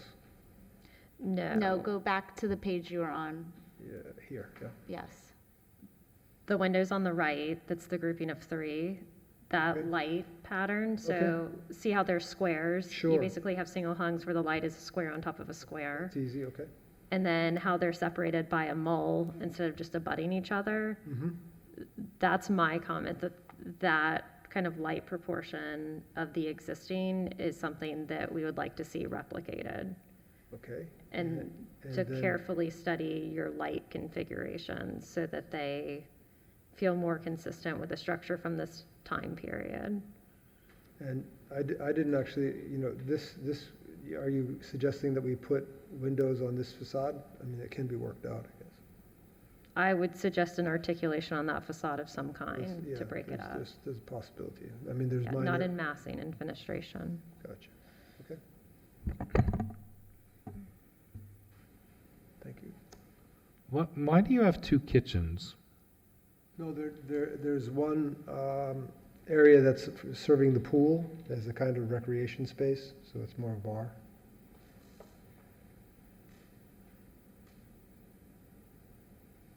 There's not a zoning regulation about 2 kitchens and You're not allowed to have 2 gas stoves, I believe, but you're allowed to have a bar. Yeah. But this property is currently multi-dwelling units? Correct. Mm-hmm.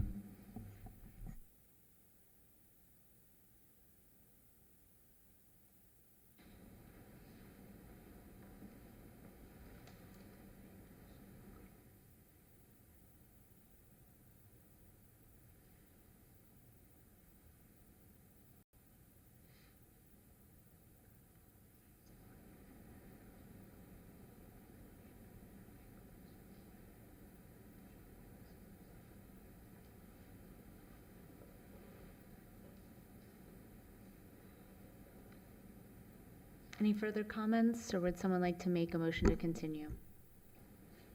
I'll make the motion. I would move that in the case, let me bring that up, sorry. 2419, presently before the Historic Preservation Board, which is 616 Claremont Drive, for alterations and additions, that this case be continued to the, would April be too soon? Do we think May? April's fine. To the April meeting of the Historic Board, which is presently set to occur on April 23rd, 2024, or whenever the next meeting of the Historic Board ultimately takes place. Second. All those in favor? Aye. Aye. Any opposed? Okay, motion carries. Thank you. See you next month. Our next case is case number 24-08254 Granada Road.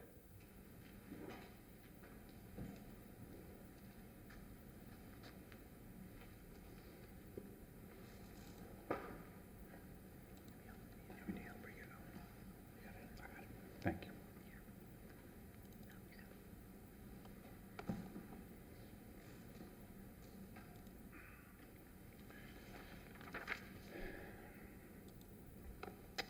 Good evening. For the record, my name is Yanni Varnava, representing Varnava Design Studio. I'm here with our client, Emily Crowley. On behalf of our client, I'm here to present the interior and exterior modifications of the landmark residence located at 254 Granada. I will start with the pictures of the house. So this is the front of the house. It is a Spanish revival.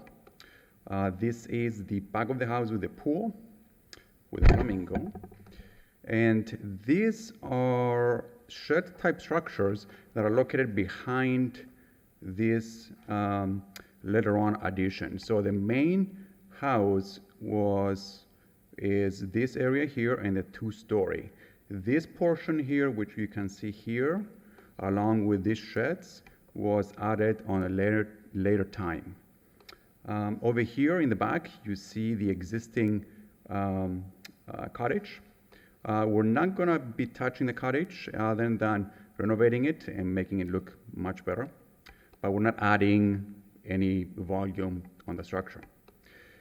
The interior picture here shows the living room, which has a beautiful curved staircase and a vaulted ceiling with beams. Over here, we see the loggia, which is right here. The loggia appeared to be enclosed at some point, and now it is an AC space. Unfortunately, the distance from this edge to this edge is about 7.5 feet, and the space is not really usable. So one of our proposal is to extend the loggia, and we'll go over the drawings to show that. Again, I want to show the back of the house. It's, the sheds, and we're taking all this down. Additional pictures. This is a crawl space that the house is sitting on. The kitchen, the bathrooms, the bedrooms. This is part of the shed structure that houses the laundry and is connected to the kitchen. And then this little powder room here, it's very unique and it's sitting underneath the staircase. We're going to keep it. We're going to reconfigure a little bit the entry to have a better accessibility. These are the neighboring structures along with our subject property. This is a new house which faces Flagler, which is beautiful. And then this is a landmark house at the west side of the property. And these properties are across the street, another landmark house across. This is the existing and proposed site plan. On the left is the existing, so we're going to be removing the pool. This is the one-story structure that was added later on at some time, and we're going to remove that. The two-story main structure remains the same. We will be changing fenestrations to allow for better light. This is the proposed. As you see over here, we're adding a pool, a square pool. This is the two-story structure addition here. And what I'm saying over here, one-story addition, is the fact that we're extending the loggia to be able to make it around, I think, 14 feet deep to be able to be functional. We're also proposing a parking court. The reason why is because the street parking is very difficult and the street is narrow. So we're trying to get the cars away from the street and placed behind a hedge. This is the existing and proposed floor plan, first floor. Once again, we're removing the one-story structures. The living room remains the same. The staircase remains the same. The dining room, we are reducing the size of it. It's large for the overall scale of the house at this point. And As you will see here, we're adding more interior usable space, like a laundry room, a butler's pantry. The butler's pantry will connect the dining room with the kitchen, which is located here. Part of the kitchen will also be the family room. It is one open space with French doors overlooking the backyard with a pool. At the south area of the family room, we're having an open patio. The patio visually connects the main house with the cottage. Again, this is the cottage, and we're showing that we'll be adding a pool cabana to serve as a pool. This is the second floor. This is the area we're removing, again, 1 story. We're reconfiguring the 2 bedrooms. With the addition, we'll be able to have 3 full bedrooms, 3 bathrooms with their closet. The master bedroom will now be located on the south side and at the back of the house, which will have a balcony with 2 French doors overlooking the pool. Once again, the living room remains the same, and the loggia gets expanded. This is the roof plan. At this moment, the roof is made out of, I want to say, 3 or 4 different materials. The original structure, it is a barrel tile, clay. The 2-story, it's an asphalt shingles, color gray. The 1-story is asphalt shingles, terracotta color. And then the sheds, they have a metal on them. So we'll be removing all of these finishes, and then we'll be adding a new Verea tile. The blend is called Jacopia, which we have images to show. These are the elevations. Again, existing and proposed. We are removing the windows, and we're adding a French door with a Juliet balcony overlooking the street. We are keeping the existing corbels in place. We are reconfiguring the front, where this is the dining room. For some reason, it has a French door. We'll be adding 3 single-hung windows with a light pattern that matches the existing, which is 6/6. The chimney we're keeping intact. It's not in great shape, but we'll take care of it. We're not going to demolish it. We will make it last another 100 years. Also here, the windows we're removing, and we're adding elongated windows. Originally, we believed that these windows were elongated, similar to this. The reason why, because there is the stucco pattern here and there. It's different, and it appears it was patched at that point, and it's the same here and here, same stucco pattern. This is the back of the house. Again, we're removing all the sheds and the back addition, and we're simplifying it with the addition of a 2-story structure with French doors, and also the loggia will have arched openings that match the front and some of the openings inside the house, the original openings.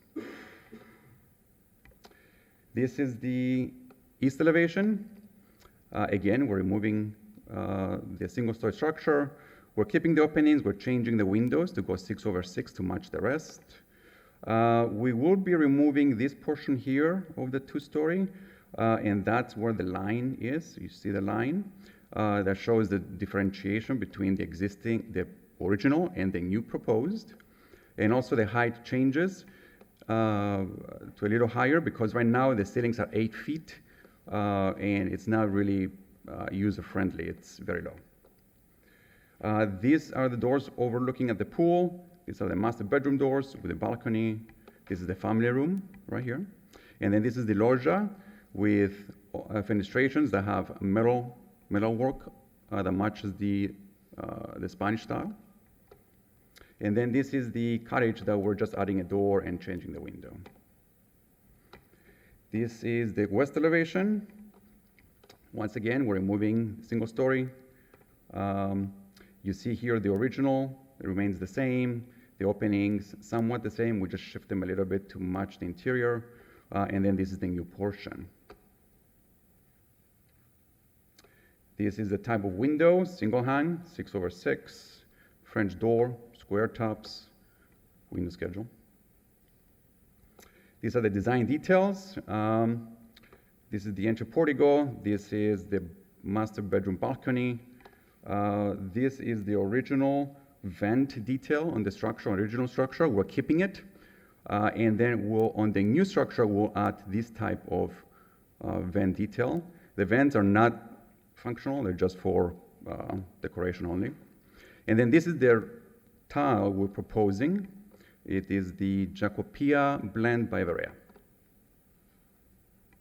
These are renderings of the front of the house. This is the proposed landscape. We also have the landscape plan in case you want to review it. But the front of the house will appear like this, and then we have a hedge with a gate facing the street. And that concludes our presentation. Thank you. Questions of the applicant?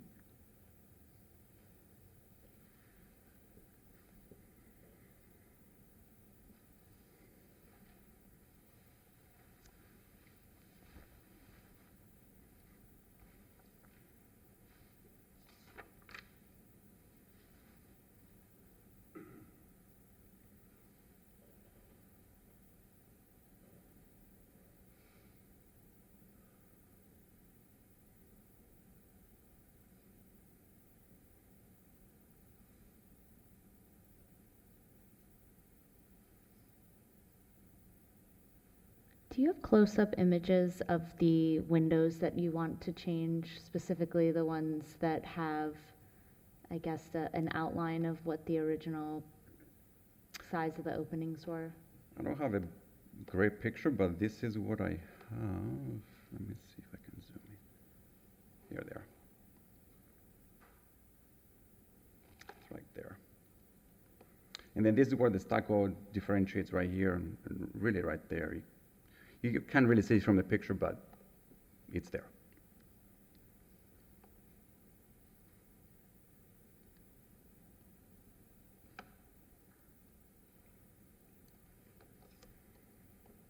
Is there any kind of landing or patio outside of those French doors? Right there, I believe Yes. there must be. Yes. It's right there. Okay, I wonder if that was originally like a Juliet balcony. I don't know, I'm not clear on what is original, and you weren't able to find any historic images. Did you complete a records request with the city? I believe we did, but we don't have any information at all. You submitted a formal records request? We started this project 2 years ago, so I have to check my files. But I spoke to Mrs. Mittner 2 years ago, and she did mention that she couldn't find much about this house. There's two ways to submit. Well, you can submit through the city for a records request to see what they have, and then there's utilizing the historic staff, which, and correct me if I'm wrong, but you usually pull green cards or see if there's images or something like that. Since it's basically a complete change of the fenestration of the front facade, my concern is the conjectural, it just feels like they're conjectural features because we're not really being presented with evidence that's showing. I mean, obviously, there's parts that have been modified. I doubt the two, I think they're single or double hungs. I mean, those look like they were original proportions. In the past, I think we've been presented with photos of like selective demolition around the fenestration that you're looking to alter. So you can see that there's modifications that were done because you can see the framing there of what was original. And I think because of the extent to which you're looking to modify the front facade, that would be consistent with what we've seen in the past to support major modifications to fenestration on the front facade. Okay.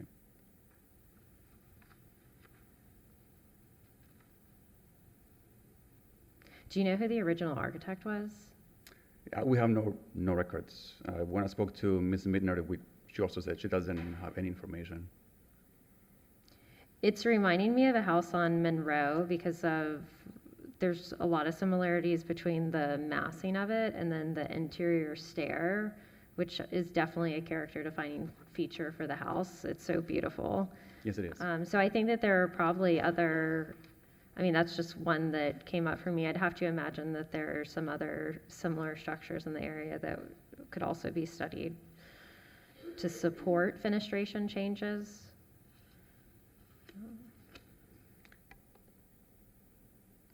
I had a picture of this, of the stucco differentiating, but I don't have it with me right now. But we can submit it. But I agree. I think this is like a design that in some version or another is present either in the El Cid Historic District or other surrounding historic districts. It would be interesting to see what the fenestration pattern is on those buildings. The one that I'm thinking of is 139 Monroe, and it's really similar in that gabled end and the way it is separated on the two-story section and the stair. The chimney is rotated on that one, but I mean, that's just one I thought of. So I would definitely, if you can't find records, I would like to see the selective demolition on the interior to show what the original opening was, and then also support what you want to do by finding precedents on similar structures in the neighborhood.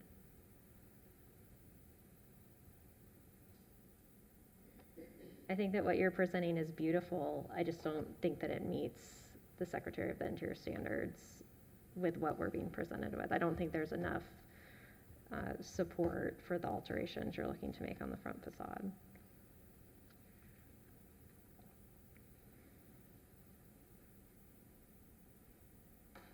And have you discussed with your client the tax abatement program?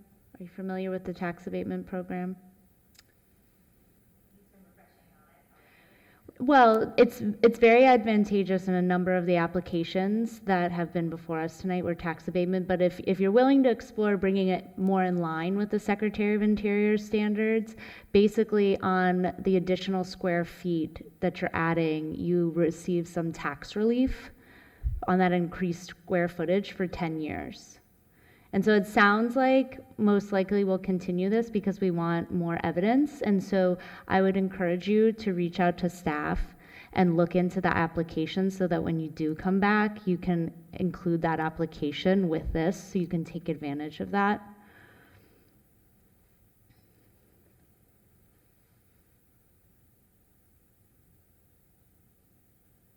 Do we have any further questions for the applicant? Thank you. Thank you.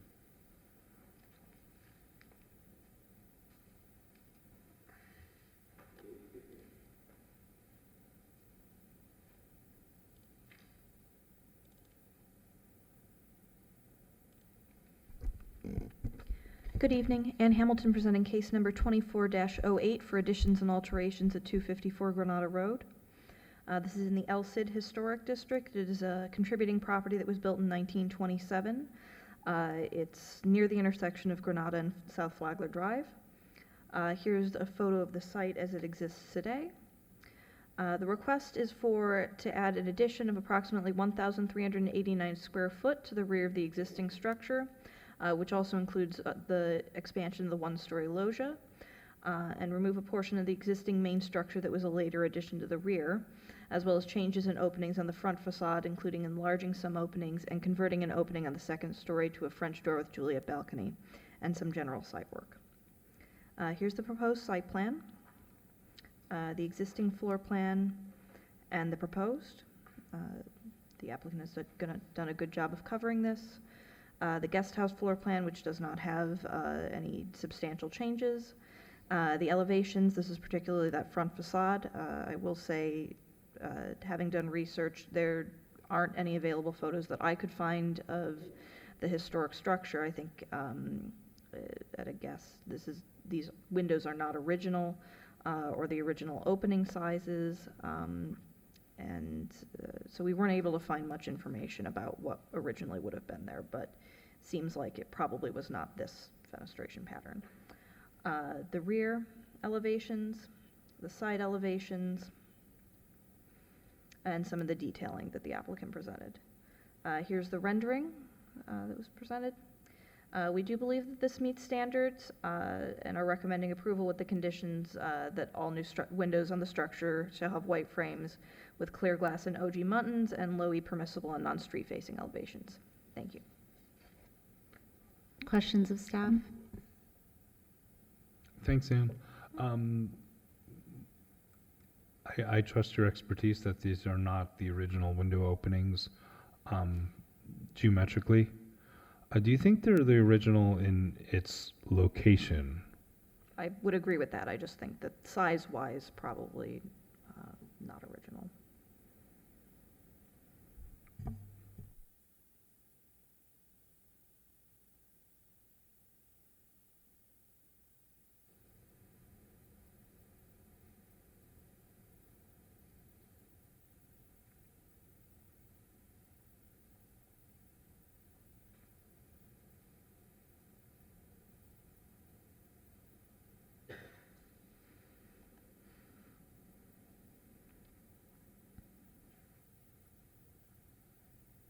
Any further questions of staff?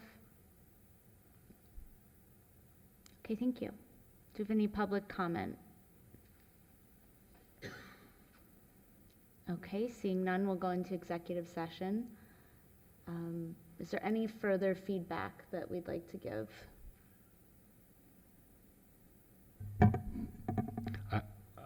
I think it's a really great proposal, and I think it's done very sensitively. The massing, the incorporation of where the additions are, I think it's a great project.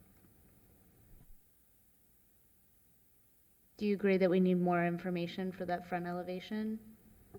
I'm going to defer to my colleagues. I don't know what additional information that we would be able to get. I'm kind of a little... my mind is more wrapping on, I'm having a negative reaction to the elongated windows, and then I'm not so averse to the other windows per se, except the symmetry of it. I don't know if the two were maybe moved closer together towards where the French door was, if that would be more evocative of at least the existing conditions, but again, I'll go with the flow in terms of deferring or not. I just don't know what other information they can achieve if Ann has said that they've exhausted what they have. So the two things that I was talking about that the one specifically that we've seen in the past is because they would have to change the window openings anyways with the extent of the work that they're doing. This work would be done at some time anyway. So to pull away the drywall that's on the interior from where the modifications have been done and actually see what that wood framing looks like around it, because that will tell us what was there originally. We won't know what the light pattern is and if that was fixed versus a true door, but at least we'll know the overall proportions of what were there because it's there. We just have to uncover it. And again, because of the extent of the alterations that they're looking to do, I think that that's completely feasible to ask. And then the other one is that I'm just kind of cruising through LCID. As you had mentioned, we can pull up the neighborhood. So there's actually a lot of precedents that are really similar to this house. And so I think that between those two items, that would be, for me, sufficient evidence to support fenestration changes, that we know that it's been changed. So let's change it and put it back to be what it was, or at least something that's more consistent with what it was. Ms. Schreier, I don't know if you could help me find, I know that I think that there is an additional standard, but I thought we had one about conjectural features. Yeah, that is one of the Secretary of Interior standards. So I think what we're seeing are conjectural features because we have no support that those were there originally.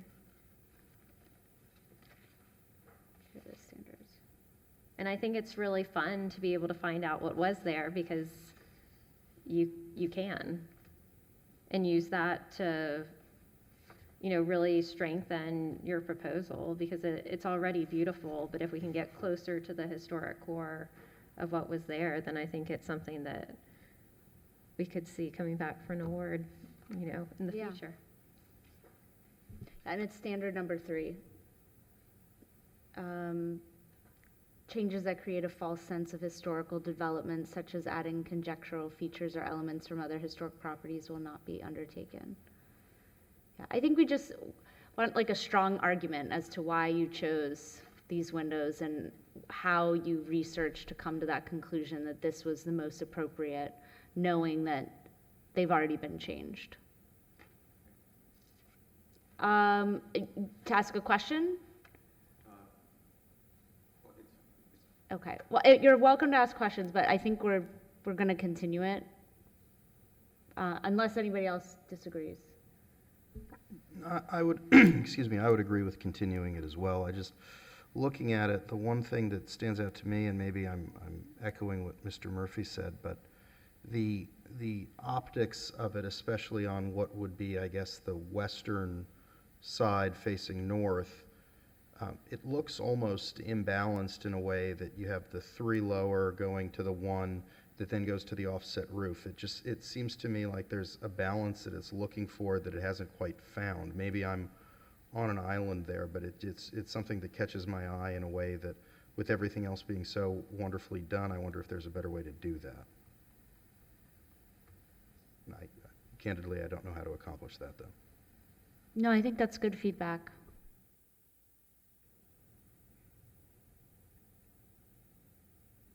Yeah, I think in some way the treatment feels a little bit like what we might see in infill construction, just like with the even spacing and the elongated French doors.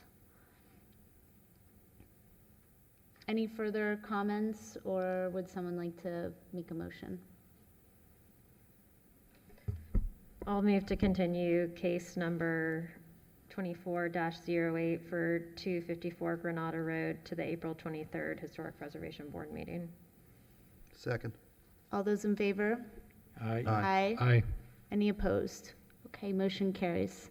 Thank you. And definitely check out the tax abatement application.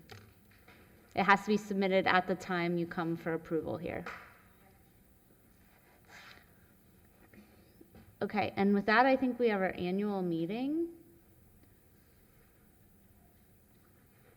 And since we only do this once a year, who wants to remind, I know we're voting for chair and vice chair, and then we review rules and procedures to see if there are any suggested changes.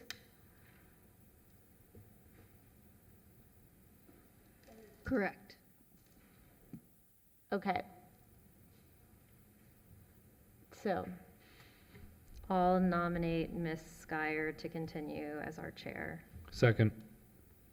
Aye. All in favor? all those in favor? Aye. Does she need to make the, I nominate Ms. Kellogg as vice chair. Second. all those in favor? Aye. Okay. And then rules Motion and, carries. thank you, it's an honor. And then rules and procedures, do we have any changes that we want to suggest to staff to explore? I think I said this one last year, but I would like to see existing and proposed elevations for the same facade on the same sheet. So like Mr. Salata's presentation of that one that we asked to be pulled up so that you have the existing original for your east facade and then the existing for the proposed of the east facade. So we can clearly see what's the differentiation between the existing and the proposed, because it's, switching between the sheets, I think, is more difficult than it needs to be.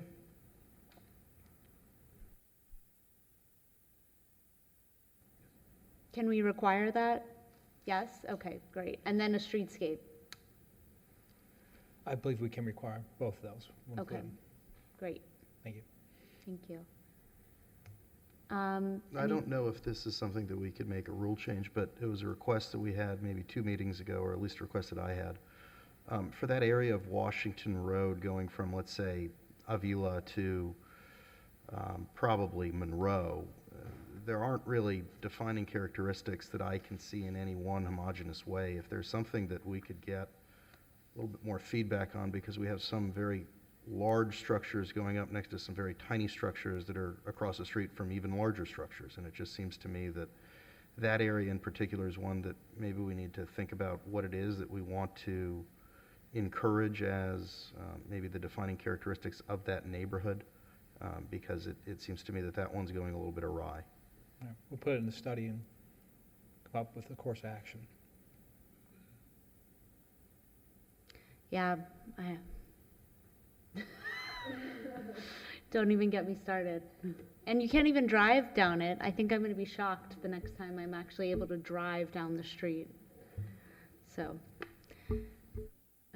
thank you. With that, any further comments? No. Okay, can we have a motion to adjourn? So moved. Second. All those in favor? Aye. Any opposed? Okay, thank you.